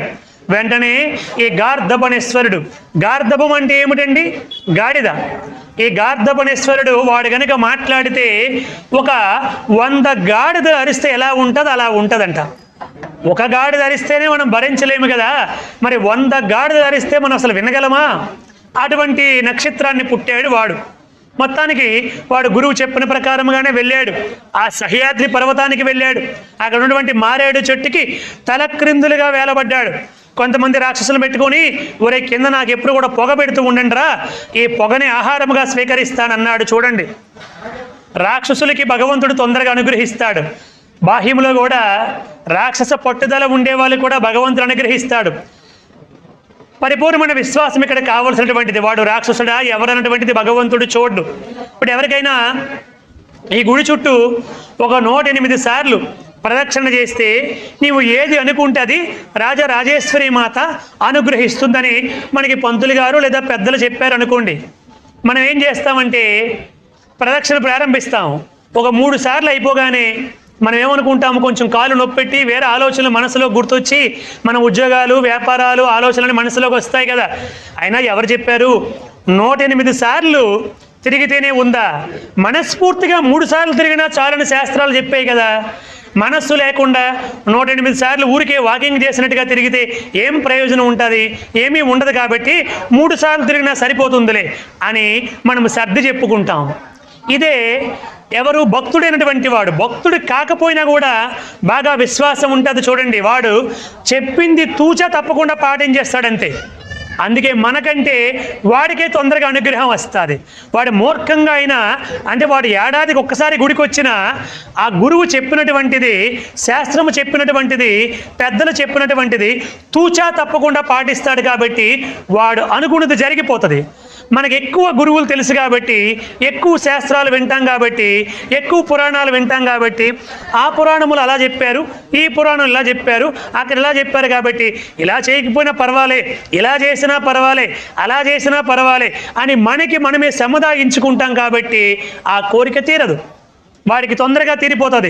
గార్ధబణేశ్వరుడు శుక్రాచార్యుడు చెప్పగానే విశ్వాసముతో వెళ్ళిపోయాడు. ఆ మారేడు చెట్టుకి తల క్రిందులుగా వేలాడబడ్డాడు. కింద పొగ పెట్టుకొని, ఏమండి పొగ కొంచెము ఆ పొగ ఇక్కడికి వస్తేనే దగ్గొచ్చేసి మాట్లాడలేకపోతున్నాం కదా, పొగని మాత్రమే ఆహారంగా స్వీకరించి 100 సంవత్సరాలు తపస్సు చేయడం అంటే మాటలాడండి. వాడు అలా తపస్సు చేశాడు. తల క్రిందులుగా ఎంతసేపు ఉండగలడండి? వాడు 100 సంవత్సరాలు అలా ఉండి ఓం నమ శివాయ, ఓం నమ శివాయ అంటే తపస్సు చేశాడు. పరమేశ్వరుడు ప్రత్యక్షమయ్యాడు. నాయనా ఏమి కావాలో కోరుకోని చెప్పి అన్నాడు. రాక్షసులు మొట్టమొదటి కోరేది ఏమిటంటే చావు లేని వరము కోరుకుంటారు. అది కాకుండా ఏదైనా కోరుకోని చెప్పి వాళ్ళు అంటారు. ఎందుకంటే ఏదో ఒక విధముగా పుట్టిన వాడికి గిట్టుట తప్పదు కాబట్టి ఇంకా వేరే ఏదైనా వరము కోరుకోని చెప్పంటే వాడన్నాడు చాలా తెలివిగా, పరమేశ్వర నా మరణ రహస్యము నీకు నాకు తప్ప ఎవరికీ తెలియకూడదు. నా మరణ రహస్యము, జాగ్రత్తగా వినాలి మీరు ఈ విషయాన్ని, నా మరణ రహస్యము నీకు నాకు తప్ప ఎవరికీ తెలియకూడదు. నా మరణ రహస్యాన్ని ఎటువంటి పరిస్థితుల్లో కూడా నీవు ఎవరికీ చెప్పకూడదని నాకు మాట ఇవ్వు అన్నాడు. ఏమి వరం అండి వీడు, ఆ వరం ఏమిటి మీకు తర్వాత చెబుతాను. పరమేశ్వరుడు అనుకున్నాడు, ఒరే చాలా గొప్ప తెలివైన వాళ్ళు పుడుతున్నారా రాను రాను, మమ్మల్ని మభ్య పెట్టే వాళ్ళు పుడుతూ వచ్చారా అని మనస్సులో అనుకున్నాడు. సరే ఏం చేస్తాము, తపస్సు చేశాడు, వరాన్ని ఇవ్వాల్సిందే. పరమాత్ముడు తపస్సు చేశాడంటే, పరమాత్ముడు చెప్పినట్లు చేశాడంటే వాడు ఎవరైనప్పటికీ ఎటువంటి వాడైనప్పటికీ ఆయన లక్ష్యం ఏమిటంటే కోరుకున్న వాడికి చెప్పినట్లు చేస్తే వరాన్ని అనుగ్రహించడమే ఆయన కర్తవ్యము. ఆ విధముగా వరాన్ని ప్రసాదించాడు. ఆయన అదృశ్యం అయిపోయాడు. ఇంకా అంతే, వరం వచ్చిన తర్వాత ఇంకా ఆగుతాడా? వరాలు రాకముందు మనం కూడా ఏమంటామంటే భగవంతుడా నీ దయతో నాకు ఈ ఉద్యోగం వచ్చేస్తే చాలు అంటాం. ఉద్యోగం వచ్చిన తర్వాత ఇంకా విర్రవేగడం మొదలు పెడతాం అన్నమాట. లేకపోతే నాకు ఈ రియల్ ఎస్టేట్లో ఈ అభివృద్ధి అయిపోతే చాలు అని అనుకుంటాం. అది అభివృద్ధి అయిపోతే మరలా మనం విజృంభిస్తాం. మనము కోరినంత వరకు, మన కోరికలు తీరేటంత వరకు చాలా వినయ విజేతలతో వంగి వంగి నమస్కారాలు చేస్తాం. కోరిక తీరిపోయిన తర్వాత కూడా నువ్వు ఎలా ప్రవర్తిస్తావో ఆయనకి తెలుసు. ఎందుకంటే నీలాంటి వాళ్ళని కోట్ల మందిని యుగ యుగాలుగా తరతరాలుగా ఆయన చూస్తూనే వస్తున్నాడు. కాబట్టి అయినప్పటికీ ఆయన ఒక నియమాన్ని పెట్టుకున్నాడు. కాబట్టి ఆ నియమాన్ని ఉల్లంఘించకుండా అనుగ్రహిస్తూనే ఉంటాడు భక్తుల్ని పరమేశ్వరుడు. అందులో భాగంగా పరమేశ్వరుడు అనుగ్రహించాడు. ఇంక ఈ గార్ధబణేశ్వరుడికి ఆడు మరణ రహస్యము పరమేశ్వరుడికి వాడికి తప్ప ఎవరికి తెలియదు. పరమేశ్వరుడు ఎవరికి చెప్పనన్నాడు. అంతే, ఇంకా విజృంభించాడండి. దేవతల్ని, గంధర్వుల్ని, కిన్నెరుల్ని, కింపురుషుల్ని అందరినీ కూడా మట్టు పెట్టుకుంటూ వెళ్ళిపోయి అందరినీ చెప్పు చేతలో పెట్టుకున్నాడు. అందరూ భయభ్రాంతులకు గురైపోయారు. ఎక్కడ యజ్ఞాలు లేవు, యాగాలు లేవు, పూజలు లేవు, జపాలు లేవు, తపస్సులు లేవు. అందరూ కూడా నన్నే ప్రార్థించండి, నన్నే స్మరించండి, నాకే గౌరవించండి అని అనేక విధాలుగా చెప్పడం మొదలుపెట్టాడు. దేవతలందరూ కూడా బ్రహ్మదేవుడి దగ్గరికి వెళ్ళారు. బ్రహ్మదేవ, ఈ గార్ధపునేశ్వరుడికి ఏమి వరాన్ని ఇచ్చావో చెప్పవయ్యా. వాడు విజృంభించాడు. ఏ భూలోకములో ఎక్కడ తపస్సులు లేవు, యాగాలు లేవు, పూజలు లేవు, పునస్కారాలు లేవు. ఏమీ లేకపోతే మాకు హవిస్సులు ఉండవు, హవిస్సులు లేకపోతే వర్షాలు పడవు, వర్షాలు పడకపోతే పంటలు ఉండవు. ఈ విధముగా లోకమంతా కూడా అల్లకల్లోలం అయిపోతుంది. ఏమిటి వరం ఇచ్చావో చెప్పని బ్రహ్మదేవుడిని అడిగితే బ్రహ్మదేవుడు అన్నాడు, ఆ గార్ధపునేశ్వరుడికి నేను వరాన్ని ఇవ్వలేదు, పరమేశ్వరుడు వరం ఇచ్చాడు, అతని దగ్గరికి వెళ్ళి అడగండి అని చెప్పి అన్నాడు. వీళ్ళందరూ కలిసి హరహర మహాదేవ శంభో శంకర అనుకుంటూ పరమేశ్వరుడి దగ్గరికి వెళ్ళారు. పరమేశ్వర, ఆ గార్ధపునేశ్వరుడికి ఏమిటి వరం ఇచ్చేవో చెప్పు అని చెప్పి అడిగితే పరమేశ్వరుడు అన్నాడు, నేను వరాన్ని ఇచ్చిన మాట నిజమే, కానీ వాడికి ఆ వరముతో పాటు మరొక వరం ఇచ్చాను. ఏమిటంటే ఆ మరణ రహస్యాన్ని ఎటువంటి పరిస్థితుల్లోని కూడా ఎవరికి చెప్పనని వాడికి మాట ఇచ్చాను. వాడు ఆ విధంగా కోరుకున్నాడు. అందుకోసమని వాడి మరణ రహస్యాన్ని నేను చెప్పలేనంటే చెప్పలేనన్నాడు పరమేశ్వరుడు. ఇదేమిటయ్యా, ఇలాంటి వరాలు కూడా ఎవరైనా ఇస్తారా? వాడికి వరం ఇవ్వడమే ఎక్కువైతే ఇంకా మరణ రహస్యాన్ని ఎవరికి చెప్పనని మరొక వరం ఇచ్చావా? ఏమిటి పరమేశ్వర ఇది అనుకుని బాధపడి చేసేది లేక మరలా కొంతకాలం వాడు పెట్టే బాధలు అనుభవించి విష్ణుమూర్తి దగ్గరికి వెళ్ళారు. విష్ణుమూర్తి అన్నాడు, ఏమిటి దేవతలందరూ కూడా ఇలా వచ్చారు, ఏమిటి విశేషం అని చెప్పి అడిగితే శ్రీమన్నారాయణమూర్తి, నీకు తెలియంది ఏముంది? అన్నీ తెలిసి కూడా మేమేమి చెబుతామని మాతో అడుగుతూ ఉంటావు. పరమేశ్వరుడు ఆ గార్ధపునేశ్వరుడికి వరాన్ని ఇచ్చాడంట. వాడు ఇప్పుడు విజృంభిస్తూ ఉన్నాడు, మేమేమీ చేయలేకపోతున్నాము. నీవే దీనికి ఏదో ఒక ఉపాయాన్ని ఆలోచన చేసి మమ్మల్ని అనుగ్రహించాలి అని ప్రార్థన చేశారు. అప్పుడు విష్ణుమూర్తి అన్నాడు, ఏమిటి వరం ఇచ్చాడంటే అదే ఆయన చెప్పనని మరొక వరాన్ని ఇచ్చాడంట. అంటే విష్ణుమూర్తి కూడా పదండి నేను వస్తానని చెప్పి పరమేశ్వరుడి దగ్గరికి వచ్చాడు. పరమేశ్వర, ఆ గార్ధపునేశ్వరుడికి ఏమి వరం ఇచ్చేవో చెప్పవయ్యా. అది తప్పు కదా. వాడు విజృంభించి అందరినీ కూడా అనేక విధాలుగా ఇక్కట్లు గురి చేస్తున్నాడు. ఎక్కడ యజ్ఞాలు, యాగాలు, పూజలు, పునస్కారాలు, సేవలు, భజనలు, సత్సంగాలు ఏవి జరగనివ్వడం లేదు వాడు. కాబట్టి నువ్వు వాడి మరణ రహస్యం ఏమిటో నాకు తెలియపరిస్తే ఏదో ఒక మార్గాన్ని ఉపయోగించి వాడిని సంహరిస్తానని చెప్పి విష్ణుమూర్తి అడిగాడు. ఎవరిని? పరమేశ్వరుని.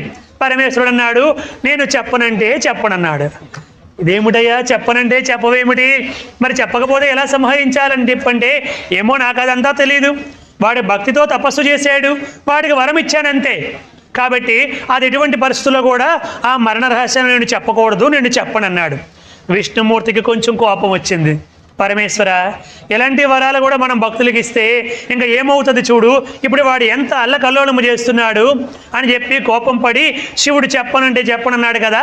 విష్ణుమూర్తికి కోపం వచ్చి, నీవు చెప్పకపోతే నేను వాడి మరణ రహస్యాన్ని తెలుసుకోలేను అనుకుంటున్నావా? ఎలాగైనా వాడి మరణ రహస్యాన్ని తెలుసుకొని వాడిని సంహరించి వీళ్ళందరికీ కూడా ఆనందాన్ని ప్రసాదిస్తానన్నాడు. పరమేశ్వరుడు అన్నాడు, శ్రీమన్నారాయణమూర్తి, నీవు గనుక వాడి మరణ రహస్యాన్ని తెలుసుకొని వాడిని సంహరిస్తే నేను నీకు దాస్యము చేస్తానన్నాడు పరమేశ్వరుడు. చూడండి, అర్థమైంది కదండి. శివుడు నేను నీకు దాస్యము చేస్తానన్నాడు విష్ణుమూర్తికి. అప్పుడు విష్ణుమూర్తి అన్నాడు, అంటే నిన్ను తెలుసుకోలేననే కదా నీ ఉద్దేశము. నేను గనుక వాడి మరణ రహస్యాన్ని తెలుసుకొని వాడిని సంహరించకపోతే నేను నీకు దాస్యము చేస్తానన్నాడు విష్ణుమూర్తి. ఆ గార్ధపునేశ్వరుడు లాస్ట్కి ఎక్కడికి తీసుకొచ్చాడో చూడండి. ఎవరికి? హరిహరులిద్దరికి కూడా సమరాన్ని కలిగించే ఏర్పాటు చేశాడు గార్ధపునేశ్వరుడు. ఇద్దరు ఇద్దరు శపథం చేసుకున్నారు. అక్కడి నుంచి వెళ్ళిపోయారు. ఎంతటి వాడైనా ఎక్కడ లొంగుతాడో ఆ పరంధాముడికి తెలుసు కదా. కామ, క్రోధ, లోభ, మోహ, మద, మాత్సర్యము. క్రోధ, లోభ, మోహ, మద, మాత్సర్యాలు వీటినన్నింటినీ జయించినప్పటికీ కామము దగ్గరికి వచ్చేసరికి వీడు పడిపోతున్నటువంటి విషయము విష్ణుమూర్తికి తెలుసు. కాబట్టి ఆయన వెంటనే పూర్వం చాలాసార్లు అద్భుతమైనటువంటి మోహిని రూపాన్ని ధరించారు. కాబట్టి ఒక అందమైనటువంటి స్త్రీమూర్తిగా మారిపోయి ఆ గార్ధపునేశ్వరుడు సంచరించే ఆ సహ్యాద్రి హిమవత్ పర్వత ప్రాంతాల్లో అక్కడ సంచరించి తిరగడం మొదలుపెట్టారు. తదీం దీం తనన అనుకుంటూ గొప్ప నృత్యాలు చేశారు. ఈ గార్ధపునేశ్వరుడు చూశాడండి. ఏమి సౌందర్యము! ఏమండి, బాహ్యంలో చూసినటువంటి మామూలు వ్యక్తుల సౌందర్యం ఎలా ఉంటే ఆ పరమాత్ముడే స్వయముగా అలా మారిపోయినప్పుడు ఆ సౌందర్యాన్ని వర్ణించడం ఎవరి వల్ల అవుతుందండి? సాక్షాత్తు జగన్మోహిని స్వరూపం. ఈ లోకములో ఉన్నటువంటి అందరికీ కూడా ఆ జగన్మోహనాన్ని కలిగించినటువంటిదే ఆ స్వరూపము. ఆ స్వరూపమే ఒక స్త్రీమూర్తిగా మారి వస్తే ఎలా ఉంటుంది? ఈ గార్ధపునేశ్వరుడు ఆ శ్రీమూర్తి వెనకాతల పరుగులు పెట్టడం మొదలుపెట్టాడు. ఆమె చూసింది, వీడు పడ్డాడు నా బుట్టలో అనుకుని ఆ కొండల్లో, వాగుల్లో, వంకల్లో, సెలయేర్లో అటు ఇటు వెనకాతలు తిప్పుకుంటూ వచ్చింది. వీడు వెనకాతలు తిరుగుతూ వచ్చాడు. ఆమె గొప్ప గొప్ప పాటలన్నీ కూడా పాడుకుంటూ, నృత్యాలు చేసుకుంటూ తన బుట్టలో పూర్తిగా పడేసుకుంది. వెనకాతలు పరుగులు ఎత్తుకుంటూ వెళ్ళాడు. అలా తిరిగి వీడికి విరక్తి కలిగి కోపం వచ్చేసింది మాట. ఏమిటి ఓ అమ్మాయి, ఆగు నువ్వు! ఏమిటి సుందరి, ఎవరు అనుకుంటున్నావు? నేను గార్ధపునేశ్వరుణ్ణి. ఇంతవరకు కూడా నీ వంటి సుందరిని ఎక్కడా చూడలేదని చెప్పి నీ వెనకాతలు తిరుగుతూ ఉన్నాను. నేను కనుక ఒక్కసారి సంకల్పిస్తే రంభ, ఉర్వశి, మేనక, తిలోత్తమే వచ్చి నా ముందు నృత్యము చేస్తారు. ఎవరనుకుంటున్నావు? నేను గార్ధపునేశ్వరుని అని గట్టిగా గద్దించాడండి. అప్పుడు ఏమన్నది? అయ్యో మహాత్మా, మీరు మాట్లాడుతూ ఉంటేనే తెలుస్తూ ఉంది మీరు ఎంత గొప్పవాళ్ళు. 100 గాడిదలు అరిసినట్టుగా మాట్లాడడం ఈ లోకంలో ఎవరికి సాధ్యమవుతుంది? మీకు మాత్రమే సాధ్యమవుతుంది అని ఆవిడ లోపల అనుకుంటూ బయటకు ఆ విషయాన్ని చెప్పకుండా, అయ్యయ్యో నా వెనకాతలు ఎందుకోసం తిరుగుతున్నారండి అని అడిగితే, సుందరి, నీ వంటి సుందరిని ఇంతవరకు ఈ 3 లోకాల్లో ఎక్కడ కూడా చూడలేదు, కాబట్టి నిన్ను వివాహం చేసుకోవాలనుకుంటున్నాను అని చెప్పి అన్నాడు. అంటే ఆ సుందరి చెప్పింది, లేదు గార్ధపునేశ్వర, నేను కూడా ఒక సంకల్పాన్ని పెట్టుకున్నాను. ఎవరిని వివాహం చేసుకున్నా 1000 ఏళ్ళలో, 2000 ఏళ్ళలో, 5000 ఏళ్ళలో, మహా అయితే 10,000 సంవత్సరాలు ఉంటారు. ఆ తర్వాత చచ్చిపోతారు. అలా కాకుండా శాశ్వతంగా సుఖాలు అనుభవించాలనుకుంటున్నాను, ఆనందంగా ఉండాలనుకుంటున్నాను. అందుకని మరణము లేని వ్యక్తి ఎవరైనా ఉంటే అతన్ని పెళ్లి చేసుకోవాలనుకుంటున్నాను అని చెప్పి ఆ సుందరి చెప్పిందంటండి. అప్పుడు గార్ధపునేశ్వరుడు, ఓ సుందరి, అంతేనా? ఆ విషయాన్ని నాకు ముందే చెప్పొచ్చు కదా. అనవసరంగా ఇప్పటికే చాలా కాలాన్ని వ్యర్థం చేసేసావు. నీ వెనకాతలు అనవసరంగా నేను పరుగులు ఎత్తుకుంటూ తిరిగాను. అసలు నాకు మరణమే లేదు, నీకు ఆ విషయము తెలియదు కాబోలు అన్నాడు. ఆ సుందరి ఒక నవ్వు నవ్వి, ఏమిటి, మరణం లేని వాళ్ళు ఈ లోకంలో ఎక్కడైనా ఉంటారా? అది అసాధ్యము. కాబట్టి నీకు మరణం తప్పకుండా ఉంటుంది. ఊరికి అలా చెబుతున్నావు నాకంటే. లేదు సుందరి, నా మాట నమ్ము. నేను గొప్ప తపస్సు చేసి ఆ సహ్యాద్రి పైకి వెళ్ళి ఆ మారేడు చెట్టు కింద తలక్రిందులుగా పొగ మాత్రమే ఆహారముగా పెట్టుకొని గొప్ప తపస్సు చేసి పరమేశ్వరుని ప్రత్యక్షము చేసుకున్నాను. ఆ పరమేశ్వరుడు నాకు గొప్ప వరాన్ని ప్రసాదించాడు. నాకు మరణమే లేదు సుందరి, నా మాట నమ్ము, నన్ను వివాహము చేసుకో, మనిద్దరము కలిసి గొప్ప భోగాలు అనుభవిద్దాం అని చెప్పి అన్నాడు గార్ధపునేశ్వరుడు. లేదు, నేను మీ మాట నమ్మలేను. పరమేశ్వరుడు ఎవరికైనా మరణము లేని వరాన్ని ప్రసాదిస్తాడా? నేను నమ్మలేను. నువ్వు నన్ను వివాహం చేసుకొని ఆ తర్వాత కొంతకాలం నాతో తిరిగి నీ దారిని నువ్వు వెళ్ళిపోతావు, నా దారిని నన్ను వదిలేస్తావు. కాబట్టి నేను వివాహం చేసుకోను, మరణము లేని వ్యక్తిని వివాహం చేసుకుంటానని నొక్కి ఒక్క నుంచి చెబుతూ వచ్చింది ఈ సుందరి. ఆ సుందరి ఎవరండి? జగత్సుందరి, సాక్షాత్తు శ్రీమన్నారాయణుడి మాట ఆయన.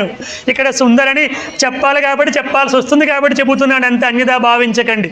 అలా చెప్పేసరికి ఆ గార్ధపునేశ్వరుడు అన్నాడు, లేదు, నా మాట నమ్ము అని అనేక విధాలుగా చెప్పడానికి ప్రయత్నం చేసినా ఆవిడ నమ్మలేదు. సరికదా, నేను వెళ్ళిపోతాను, నా దారి నన్ను వదిలేసే అని ఆవిడ 4 అడుగులు వేసేసరికి వీడి మనస్సు అంతా కూడా జారిపోయి, సుందరి, నా మాట నమ్ము, నా మరణ రహస్యమేమిటో నీకు చెబుతాను విను.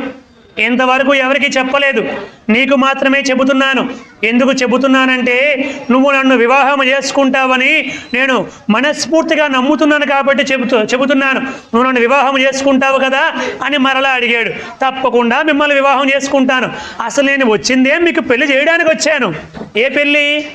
ఆ పెళ్ళి. ఆయన ఏ పెళ్ళి అనుకుంటున్నాడు? ఈ పెళ్ళి అనుకుంటున్నాడు. ఆవిడ వచ్చినటువంటి పని ఆ పెళ్లి చేయడానికి వచ్చింది. సరే, అందుకోసం వచ్చాను కదా, తప్పకుండా నిన్ను వివాహం చేసుకుంటాను, చెప్పు అని చెప్పి అడిగితే, చూడు సుందరి, పరమేశ్వరుడు నాకు ఇచ్చినటువంటి వరం ఏమిటంటే, నేను పరమేశ్వరుడి దగ్గర పొందినటువంటి వరం ఏమిటంటే, నేను బాగా త్రాగి ఉండేటప్పుడు, అంటే ఒక సుందరి నాకు కళ్ళు ఇస్తే నేను బాగా తాగి ఉండేటప్పుడు కిందంతా కూడా మానవ దేహం ఉండి పైనంతా కూడా తోడేలు ఆకారంతో ఉన్నటువంటి ఒక జంతువు, అంటే అది జంతువు కాదు, మనిషి కాదు, అటువంటి మృగము వచ్చి నా పైన పడి యుద్ధములో నన్ను ఓడించి నన్ను సంహరిస్తే అటువంటి జంతువు చేతిలో నేను చచ్చిపోతాను, ఇది నా మరణ రహస్యం అని చెప్పేశాడండి. ఆ సుందరి బొట్లో పడిపోయి వీడి మరణ రహస్యాన్ని కూడా చెప్పేశాడు. అప్పుడు సుందరి చాలా సంతోషించి, ఓహో గార్ధబుణేశ్వర, చాలా గొప్ప రహస్యాన్ని చెప్పావు, నేను వచ్చినటువంటి పని ఇదే అని మనస్సులో సంకల్పించి చాలా సంతోషపడి, ఇప్పుడు మన ఇద్దరం కలిసి కొద్దిసేపు నృత్యం చేద్దాం అని చెప్పి అన్నది. సుందరి, తొందరగా పెళ్లి చేసుకుంటే నృత్యం చేయొచ్చు, మళ్ళీ ఇప్పుడు నృత్యం ఏమిటంటే, లేదు లేదు ఇది మా ఆచారము, పెళ్లి కావడానికి ముందు కొద్దిసేపు నృత్యం చేయాలంటే. ఆహా సుందరి, ఏమిటి ఆలస్యం అనుకుంటూ కొద్దిసేపు నృత్యం చేశాడు. ఇద్దరు కొద్దిసేపు నృత్యం చేసిన తర్వాత, ఇప్పుడు మాకు ఒక ఆచారం ఏమిటంటే, నీ మెడలో అన్ని కాయగూరలతో కూర్చున్నటువంటి దండ ఒకటి వేసుకోవాలని చెప్పి అన్నది.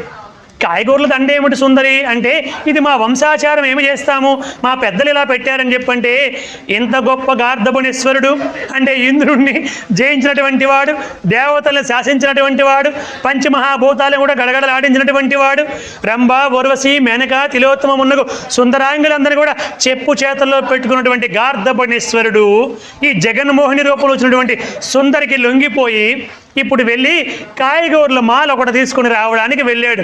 ఏమిటి, వంకాయ, దొండకాయ, అరటికాయ, పుచ్చకాయ, ఏమిటేమిటో కాయలు. పాపం వాడి కర్మలు అయిపోయింది, ఏమి చేస్తాడు, ఈ సుందరి బొట్టులో పడిపోయాడు కదా, పడిపోయి ఆ కాయలన్నీ తీసుకొచ్చి దండగట్టి, సుందరి ఇదిగో మాల తెచ్చాను, ఇదిగో నీ మెడలో వేసేస్తున్నాను, మన ఇద్దరికి పెళ్ళి అయిపోయినట్టుగా అని ఆ మాల తెచ్చి ఆవిడ మెడలో వేసేసాడు. ఆవిడ చాలా సంతోషపడి, తొందరపడిపోకయ్యా, మా దీంట్లో ఆచారం ఏమిటంటే, వివాహం చేసే ముందు నువ్వు బాగా త్రాగాలి అని చెప్పి అన్నాడు. త్రాగాల, ఏవి కళ్ళు, తొందరగా అందుకో కళ్ళు అన్నాడు. అంతే, ఆవిడ వెంటనే ఒక పెద్ద కళ్ళు కుండ ఇచ్చింది. ఆ కళ్ళు కుండ పట్టుకుని గడగడ గడ మొత్తం తాగేసాడనమాట. వాడు తాగేగానే అప్పుడు వెంటనే ఈ సుందరి కాస్త వృకనారాయణ స్వరూపంగా మారిపోయి, కింద అంతా కూడా మానవాకృతితో, మీద అంతా కూడా తోడేలుగా మారిపోయి విజృంభించి ఆ గార్ధబుణేశ్వరుడి మీద పడి వాడిని చీల్చి చెండాడి, వాడి పేగులంతా కూడా త్రుంపేసి, వాడి ఎముకలంతా నుజ్జు నుజ్జు చేసేసి, పేకని పెకిలించేసి దూరంగా విసిరేసి, రక్తాన్ని జుర్రుకొని అంతా బయటపడేసి చంద్రవంద్రం చేసి వాడిని సంహరించేశాడు. అలా వచ్చినటువంటి అద్భుత అవతారమే వృకనారాయణ మూర్తి అవతారము. జయములో వృకనారాయణ మూర్తికి. అలా వచ్చినటువంటి అద్భుత అవతారం మాట అది. అలా వచ్చి వాడిని సంహరించేస్తే అప్పుడు అందరూ కూడా, దేవతలందరూ కూడా గొప్ప జయ జయధ్వనాలు చేశారు. శ్రీమన్నారాయణ మూర్తికి, శ్రీమన్నారాయణ మూర్తికి, శ్రీమన్నారాయణ మూర్తికి అని జయ జయధ్వనాలు చేసి అదృశ్య రూపంలో భయంగా సంచరిస్తున్నటువంటి దేవతలు, మిగతా ఋషులందరూ కూడా అక్కడ ప్రత్యక్షమయ్యారు. స్వామి, ఆనందముగా అతను సంహరించారు, ఇప్పుడు మేమంతా వెళ్ళి ఆనందముగా మా తపస్సులని యథావిధిగా కొనసాగించుకుంటాం అని చెప్పంటే అప్పుడు రుద్రుడు ప్రత్యక్షమయ్యాడు. నారాయణమూర్తి, మన ఇద్దరి ఒప్పందం ప్రకారముగా ఇప్పుడు నేను నీ చేతిలో ఓడిపోయాను. ఓడిపోయిన వాళ్ళు ఏమి చేయాలి, గెలిచిన వాళ్ళకి దాస్యము చెయ్యాలి. కాబట్టి చెప్పు, ఇప్పుడు నేను నీ దాసుణ్ణి, నువ్వు ఏమి చేయమంటే అది చేస్తానన్నాడంట పరమేశ్వరుడు. గొప్ప అద్భుతమైనటువంటి లీలా నాటకం కదండి ఇదంతా కూడా. పరమేశ్వరుడు ఆ విష్ణుమూర్తికి ఏమి దాస్యము చేయమంటావో చెప్పు, నేను చేస్తాను అనగానే అప్పుడు విష్ణుమూర్తి అన్నాడు, నువ్వు దాస్యము తప్పకుండా చేద్దువు, ఇప్పుడు కాదు, రాబోయే త్రేతాయుగములో నేను శ్రీరామచంద్రమూర్తిగా వస్తాను. అలా వచ్చినప్పుడు నీవు ఆంజనేయ స్వామిగా జన్మించి ఈ లోకానికి భక్తి అంటే ఏమిటో, ప్రభుభక్తి పరాయణత ఎలా ఉంటుందో, సేవా నిరతి ఎలా ఉంటుందో ఈ లోకానికి తెలియపరిచి, నాకు ఉన్న ఎంత వైభవం అయితే ఉంటుందో అంత వైభవము, అంత ఆరాధన, అంత కీర్తి శాశ్వతముగా నీకు కూడా వస్తుంది, ఆంజనేయ స్వామిగా నీవు జన్మించుదువు అని చెప్పి శ్రీమన్నారాయణమూర్తి పరమేశ్వరుడికి ఆ యొక్క దాస్యాన్ని ఈ విధముగా చెప్పడం జరిగిందన్నమాట. తత్కారణము చేత వచ్చినటువంటి అద్భుత అవతారమే ఆంజనేయ స్వామి వారి యొక్క అవతారము. గట్టిగా ఒకసారి కరతాళధ్వనులు చేయండి. అలా ఆంజనేయ స్వామి వారి యొక్క అద్భుతమైనటువంటి అవతారం వచ్చింది. జయ బోలో పవనసుత హనుమానికి. ఆంజనేయ వీర హనుమంత సూర, వాయుకుమార వానర వీర, ఆంజనేయ వీర హనుమంత శూర వాయుకుమార వానర వీర राम लक्ष्मण जानकी जय बोलो हनुमान की राम लक्ष्मण जानकी जय बोलो हनुमान की राम लक्ष्मण जानकी जय बोलो हनुमान की राम लक्ष्मण जानकी जय बोलो हनुमान की आंजनेय वीर हनुमंत शूर वायुकुमार वानर वीर आंजनेय वीर हनुमंत शूर वायुकुमार वानर वीर राम लक्ष्मण जानकी बोलो हनुमान की राम लक्ष्मण जानकी जय बोलो हनुमान की राम लक्ष्मण जानकी जय बोलो हनुमान की राम लक्ष्मण जानकी जय बोलो हनुमान की राम लक्ष्मण जानकी जय बोलो हनुमान की आंजनेय वीर हनुमंत शूर जय बोलो पवन सुत हनुमान की ఇలా ఆంజనేయ స్వామి వారి యొక్క అవతారం ఎక్కడొచ్చిందండి? అంజనాదేవికి అంజనాద్రిపై అంటే వెంకటాద్రిపై అంజనాదేవి తపస్సు చేస్తూ ఉంటే వాయుదేవుడు రుద్రుడి యొక్క తేజస్సుని ఫల రూపములో అంజనాదేవికి అనుగ్రహిస్తే అంజనాదేవి ఆ ఫలాన్ని స్వీకరించిన తర్వాత గర్భవతి అయింది. ఎంతకాలం గర్భవతి అయిందంటే 12 సంవత్సరాలు గర్భవతిగా ఉందంటండి. 12 సంవత్సరాలు ఉంటే ఒకరోజు అంజనాదేవి, నాయన ఇప్పటికి 12 సంవత్సరాలుగా ఈ గర్భములో నిన్ను నేను పెంచి పోషిస్తూ ఉన్నాను నాయన, ఇంకా ఎంతకాలం లోపల ఉంటావు? బయటకు వచ్చే నాయన, ఎందుకంటే నువ్వు బయటకు రాకపోతే రేపు బయట భావి చరిత్రలో ప్రజలందరూ కూడా ఆంజనేయ స్వామి 12 సంవత్సరాలు తల్లి గర్భములో ఉండి ఆ అమ్మని చాలా బాధ పెట్టాడని అందరూ నిన్ను అనుకుంటారు నాయన, నువ్వు బయటకు వచ్చే అని చెప్పి అంజనాదేవి ఆంజనేయ స్వామిని ప్రార్థన చేస్తే, అమ్మ 12 సంవత్సరాలు ఎందుకు నేను గర్భవాసము చేశానంటే 12 ఆదిత్యుల తేజస్సుని పునికి పుచ్చుకోవడానికి నేను నీ గర్భములో ఇంతకాలం వాసము చేశానమ్మా, ఇదిగో ఇప్పుడే వచ్చేస్తాను అనుకుంటూ ఆంజనేయ స్వామి వచ్చేశారు. ఆ వచ్చినటువంటిది ఏ రోజండి? వైశాఖ మాసము, కృష్ణపక్షము, దశమి తిథి, శనివారము, పూర్వాభాద్ర, కర్కాటక లగ్నము, అభిజిని ముహూర్తములో ఆంజనేయ స్వామి అంజనాద్రి అంటే వెంకటాద్రి పైన ఈ భూలోకములోనికి వచ్చారు. జయ బోలో పవన సుత హనుమానికి, జయ బోలో అంజనామాతకు. అలా వచ్చారన్నమాట స్వామివారు. చూడండి, అలా వచ్చిన తర్వాత మిగతా చరిత్ర అంతా మీకు తెలిసినటువంటిదే. పుట్టింది ఎప్పుడండి? దశమి తిథి నాడు.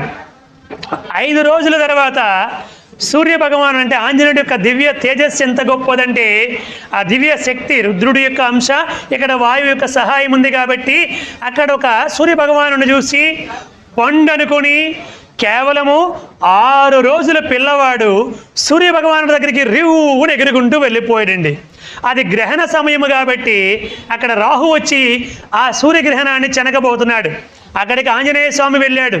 ఈ యొక్క రాహువును చూసి ఆ రాహువు మీదకి ఒక్కసారి దూకాడంట. దూకేసరికి అబ్బో ఇదేదో పెద్ద భూతములాగా ఉంది, ఏమిటి ఎంత పెద్ద భూతం వచ్చింది అని పరిగెత్తుకుంటూ రాహువు పారిపోయి ఇంద్రుడి దగ్గరికి వెళ్ళాడు.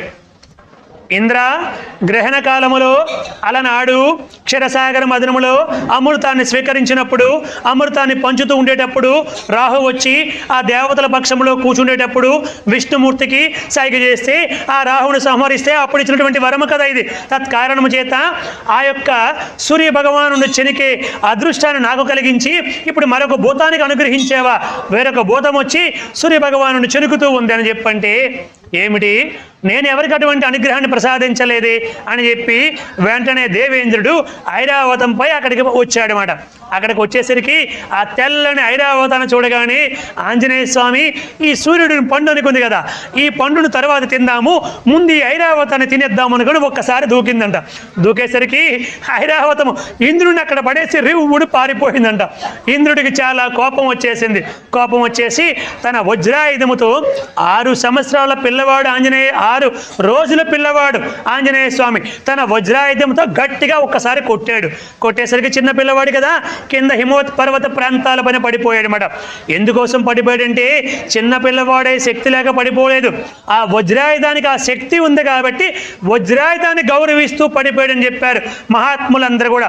ఎందుకంటే ఆ వజ్రాయుధం ఎవరిదండి, దధీచి మహర్షి యొక్క ఎముకల చేత తయారు చేయబడింది కాబట్టి ఆ వజ్రాయుధానికి ఆ దివ్య శక్తి ఉంది కాబట్టి దానిని గౌరవించాలి కాబట్టి పడిపోయాడు. పడిపోగానే వాయుదేవుడికి కోపం వచ్చింది. ఏమిటి, నా బిడ్డడిని ఇంద్రుడు కొడతాడని చెప్పి ఎక్కడ వాయువు అక్కడ స్తంభింపజేసాడనమాట. వాయువు అంతా కూడా ప్రవహించడం ఆగిపోయింది, ప్రసరించడం ఆగిపోగానే బ్రహ్మదేవుడు వచ్చి ఆ బిడ్డడిని ఒక్కసారి ఆశీర్వదించి పైకి లేపాడనమాట. నాయన నీవు పైకి రా నాయన, నీవు చిరంజీవిగా ఉంటావు, బ్రహ్మదేవుడికి నాకు ఎంత ఆయుష్షో నీకు అంత ఆయుష్ను అనుగ్రహిస్తున్నాను, రాబోయే నా తర్వాత బ్రహ్మవి నీవే తర్వాత బ్రహ్మవి అని చెప్పి బ్రహ్మదేవుడు అనుగ్రహించాడు. చూడండి, నిన్ను బ్రహ్మాస్త్రము కూడా ఏది చేయదు అని అనేక విధాలుగా వరాలు ప్రసాదించారు. తర్వాత ఇంద్రుడు వచ్చాడు, ఇక నుంచి నా వజ్రాయుధం కూడా నిన్ను ఏమీ చేయదు అని ఆయన వరాన్ని ప్రసాదించాడు. అగ్నిదేవుడు వచ్చాడు, అగ్ని వల్ల నీకు ఎటువంటి బాధ కూడా ఉండదు అని అగ్నిదేవుడు వరాన్ని ప్రసాదించాడు. దేవతలు ఋషులు పెద్దలందరూ కూడా అనేక విధాలైనటువంటి వరాల్ని ఆంజనేయ స్వామికి అనుగ్రహించారు. ఇప్పుడు ఆంజనేయ స్వామి వచ్చారు. వచ్చిన తర్వాత సూర్య భగవానుడి దగ్గరికి వెళ్ళారు. సూర్య భగవానుడా, నాకు నీ దగ్గర అన్ని కూడా నేర్చుకోవాలనుకుంటున్నాను, నాకు గురుస్థానముగా ఉండి నాకు విద్య నేర్పించని చెప్పి అన్నాడు. సూర్యుడు అన్నాడు, నాయనా నేను ఒకచోట స్థిరముగా ఉండడానికి అవ్వదు, నేను అలా ప్రయాణము చేస్తూనే ఉండాలి, మరి నీకు ఎలా విద్య నేర్పించమంటావంటే ఏమీ పర్వాలేదు, నువ్వు చెబుతూ ఉండు, నేను నేర్చుకుంటాను అని చెప్పి సహ్యాద్రికి అంటే ఉదయాద్రికి హస్తాద్రికి ఒక పాదాన్ని, ఉదయాద్రికి ఒక పాదాన్ని 2 పాదాలని పెట్టి ఆకాశం అంత ఎత్తుకు పెరిగిపోయి సూర్యుడు ఎటు తిరుగుతూ ఉంటే అటువైపు తిరుగుతూ ఆంజనేయ స్వామి సూర్యుడి దగ్గర నవవ్యాకరణ పండితుడిగా నవవ్యాకరణ విద్యలన్నీ కూడా నేర్చుకున్నాడు. జయ బోల పవనసుత హనుమానికి. చూడండి, ఇలా చిన్నప్పటి నుంచి తన గొప్ప దివ్య శక్తిని అంతా కూడా చూపించుకుంటూ వచ్చాడు. ఆ తర్వాత అనేక వరాలు ఇచ్చిన తర్వాత మనకి పంచముఖ ఆంజనేయ స్వామి విగ్రహాలు అక్కడక్కడ కనిపిస్తూ ఉంటాయి కదా. పంచముఖుడు ఎలాగయ్యాడని చెప్పంటే మనందరికీ కూడా తెలుసు, యుద్ధము జరుగుతూ ఉండేటప్పుడు మహిరావణుడు అని చెప్పి ఒకడు ఉన్నాడు. ఈ మైరావణుడు ఏం చేశాడు, రామలక్ష్మణుడు, అతన్నే అహిరావణుడు మైరావణుడు అని అంటూ ఉంటారు. ఆ రామలక్ష్మణులు ఇద్దరిని కూడా విభీషణుడి రూపంలో లోపలికి వెళ్ళాడు. లోపలికి వెళ్ళి వాళ్ళిద్దరిని పాతాళానికి తీసుకుని వెళ్ళిపోయాడు. ఆ పాతాళానికి వెళ్ళేటప్పుడు ఏమి జరిగింది, ఆ పాతాళంలో అక్కడ పెట్టి వాళ్ళిద్దరిని బలి ఇవ్వాలని చెప్పి అక్కడ క్షుద్ర పూజలన్నీ కూడా చేస్తూ వచ్చాడు. ఈ విషయము తర్వాత విభీషణుడు వచ్చి ఇలా చేయగలిగే శక్తి వాడొక్కడికే ఉంది కాబట్టి వాడు పాతాళములో ఉంటాడు మైరావణుడు, నీవు అక్కడికి వెళ్ళి రామ లక్ష్మణుల్ని కాపాడాలి అని చెప్పంటే ఆంజనేయ స్వామి పాతాళానికి వెళ్తాడు. అక్కడ అనేక యుద్ధాలు జరిగాయి. కిందకి వెళ్ళిన తర్వాత మకరధ్వజుడు ఉంటాడు. ఆ మకరధ్వజుడితో యుద్ధము జరిగింది. ఆ మకరధ్వజుడు ఆ ప్రాణాలు ఎక్కడుంటాయి ఎలా ఉంటాయి చెప్పాడు. ఆయన ఏమి చెప్పాడంటే, అతడి ప్రాణాలు పోవాలంటే యుద్ధములో మీరు అతను జయించాలని చెప్పంటే 5 దిక్కులకి 5 జ్యోతులు ఉంటాయి. ఆ 5 జ్యోతుల్ని ఏకకాలములో ఎవరైతే ఆర్పుతారో అప్పుడే అతనికి మరణం వస్తుంది, లేకపోతే వాడికి మరణం రాదని చెప్పి మకరధ్వజుడు చెబుతాడనమాట ఆంజనేయ స్వామికి పాతాళానికి వెళ్ళేటప్పుడు. ఓహో అలాగా అని చెప్పి అప్పుడు స్వామి పంచముఖ ఆంజనేయ స్వామిగా మారిపోయాడు. ఎలా మారాడంటే తూర్పుకి హనుమంతుడి ముఖము, పశ్చిమానికి గరుడ ముఖము, ఉత్తరానికి వారాహస్వామిగా, దక్షిణానికి నరసింహస్వామిగా, ఊర్ధ్వానికి హాయగ్రీవుడిగా అంటే పంచముఖ ఆంజనేయ స్వామిగా మారిపోయి 5 జ్యోతుల్ని ఆర్పేసి ఆ మహిరావుని సంహరించి రామలక్ష్మణులు ఇద్దరిని మరల యథాస్థానానికి తీసుకుని వచ్చినటువంటి వాడు మన ఆంజనేయ స్వామి గట. జయ బోల పవనసుత హనుమానికి. ఇలా స్వామి అనేక దివ్యలీలను చూపించాడు. అలా అంజనాదేవి తపస్సు చేసింది కాబట్టి ఇప్పుడు వెంకటాద్రికి మరొక పేరు ఏమిటంటే వచ్చిందండి, అంజనాద్రి అని అలా వచ్చింది. ఒక్కసారి అందరు గట్టిగా కరతాళధ్వనులు చేయండి. ఇలా ఆ వెంకటాద్రికి అనేక నామాలు వచ్చాయి, అనేక గొప్ప పేర్లు వచ్చాయి. ఇవన్నీ కూడా మనకి పైన ఉన్నటువంటి తీర్థాలు ఎన్నో ఉన్నాయని మనకి పెద్దలు చెబుతున్నారంటే 3.5 కోట్ల తీర్థాలు పైన ఉన్నాయంటండి. వెంకటాద్రి పైన 3.5 కోట్ల గొప్ప తీర్థాలన్నీ కూడా ఉన్నాయంట. చూడండి, అంటే అంత గొప్ప పర్వతం కొన్ని వందల కోట్ల సంవత్సరాల క్రిందట ఈ పైకి తీసుకుని రావడం మొట్టమొదట ఎక్కడ ఉండేది? అది వెంకటుడు తపస్సు చేస్తే వెంకటాద్రి అయ్యింది. తర్వాత ఏమైంది? పైకి తీసుకుని వెళ్ళాడు వెంకటేశ్వరు, అంటే పైకి వైకుంఠానికి తీసుకుని వెళ్ళాడు. వైకుంఠములో స్వామివారు అక్కడ ఆనందంగా క్రీడించారు కాబట్టి వెంకటాద్రి ఏమైంది? క్రీడాద్రి అయ్యింది. ఆనందముగా విహరించారు కాబట్టి ఏమైంది? ఆనందాద్రి అయ్యింది. మరలా ఈ భూలోకంలో నేను వెంకటేశ్వర స్వామిగా రాబోతున్నాను, నీవు తీసుకుని వెళ్ళి సువర్ణముఖి నీ దగ్గర ప్రతిష్టాపన అని చెప్పి గరుడుని ఆజ్ఞాపన చేశాడు కాబట్టి ఏమైంది? గరుడాద్రి అయ్యింది. ఇలా అంజనాదేవి తపస్సు చేసింది కాబట్టి ఏమైంది? అంజనాద్రి అయ్యింది. ఇలా వెంకటాద్రికి అనేక నామాలు వచ్చాయి. మనము చెప్పుకున్నట్టుగా శేషాద్రి, నీలాద్రి, గరుడాద్రి, అంజనాద్రి, వృషభాద్రి, నారాయణాద్రి, వెంకటాద్రి ఈ పేర్లు మాత్రమే కాదు, అనేక కోట్ల కోట్ల కోట్ల నామాలతో వెంకటాద్రి కలియుగాంతం వరకు కూడా కీర్తించబడుతూ ఉంటుంది, భక్తులందరికీ కూడా అనుగ్రహించబడుతూ ఉంటుందని చెప్పి వెంకటాచల మహత్యము ద్వారా మనందరం కూడా తెలుసుకుంటూ ఉన్నాం. స్వామివారి దివ్య అనుగ్రహంతో 2వ రోజు కార్యక్రమం చక్కగా జరిగింది. 3వ రోజు కూడా, అంటే మీకు సమయం మార్చినప్పటికీ కూడా సహజంగా 7 నుంచి 8:30 వరకు ఉండేది. మీకు ఆలస్యం అవ్వకూడదని చెప్పి మన సుబ్బారెడ్డి గారు కమిటీ సభ్యులు అందరూ కలిసి 6:30 నుంచి 8కి పెట్టారు. సమయం మార్చినప్పటికీ కూడా మీరందరూ కూడా ఎంతో భక్తి శ్రద్ధలతో 6:30కే వస్తున్నారంటే మీ అందరికీ స్వామివారి యొక్క సంపూర్ణమైనటువంటి దివ్య అనుగ్రహ ఆశీస్సులు ఎంతో ఉన్నాయి, ఇక ఎంతో ఉండాలని చెప్పి హృదయపూర్వకంగా ప్రార్థన చేస్తూ ఉన్నాను. ఏడుకొండలవాడ వెంకటరమణ గోవింద గోవింద, ఆపద మొక్కులవాడ అనాథ రక్షక గోవింద గోవింద గోవింద గోవింద. హరే రామ రామ రామ హరి హరే, హరే కృష్ణ కృష్ణ కృష్ణ హరి హరే.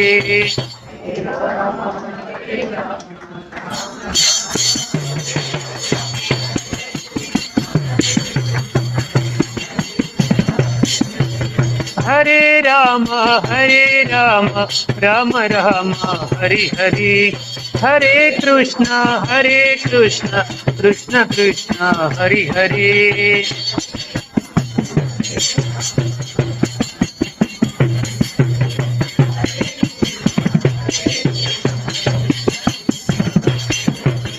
హరే రామ రామ రామ హరి హరి, హరే కృష్ణ కృష్ణ కృష్ణ హరి హరే.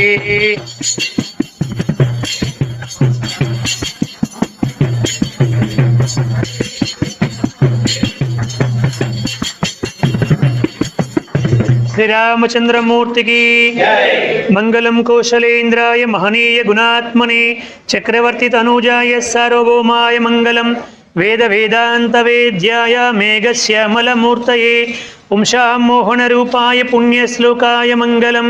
శ్రీకాంతాయ కళ్యాణ నిదయే నిదయేర్దినాం శ్రీవేంకట నివాసాయ శ్రీనివాసాయ మంగళం.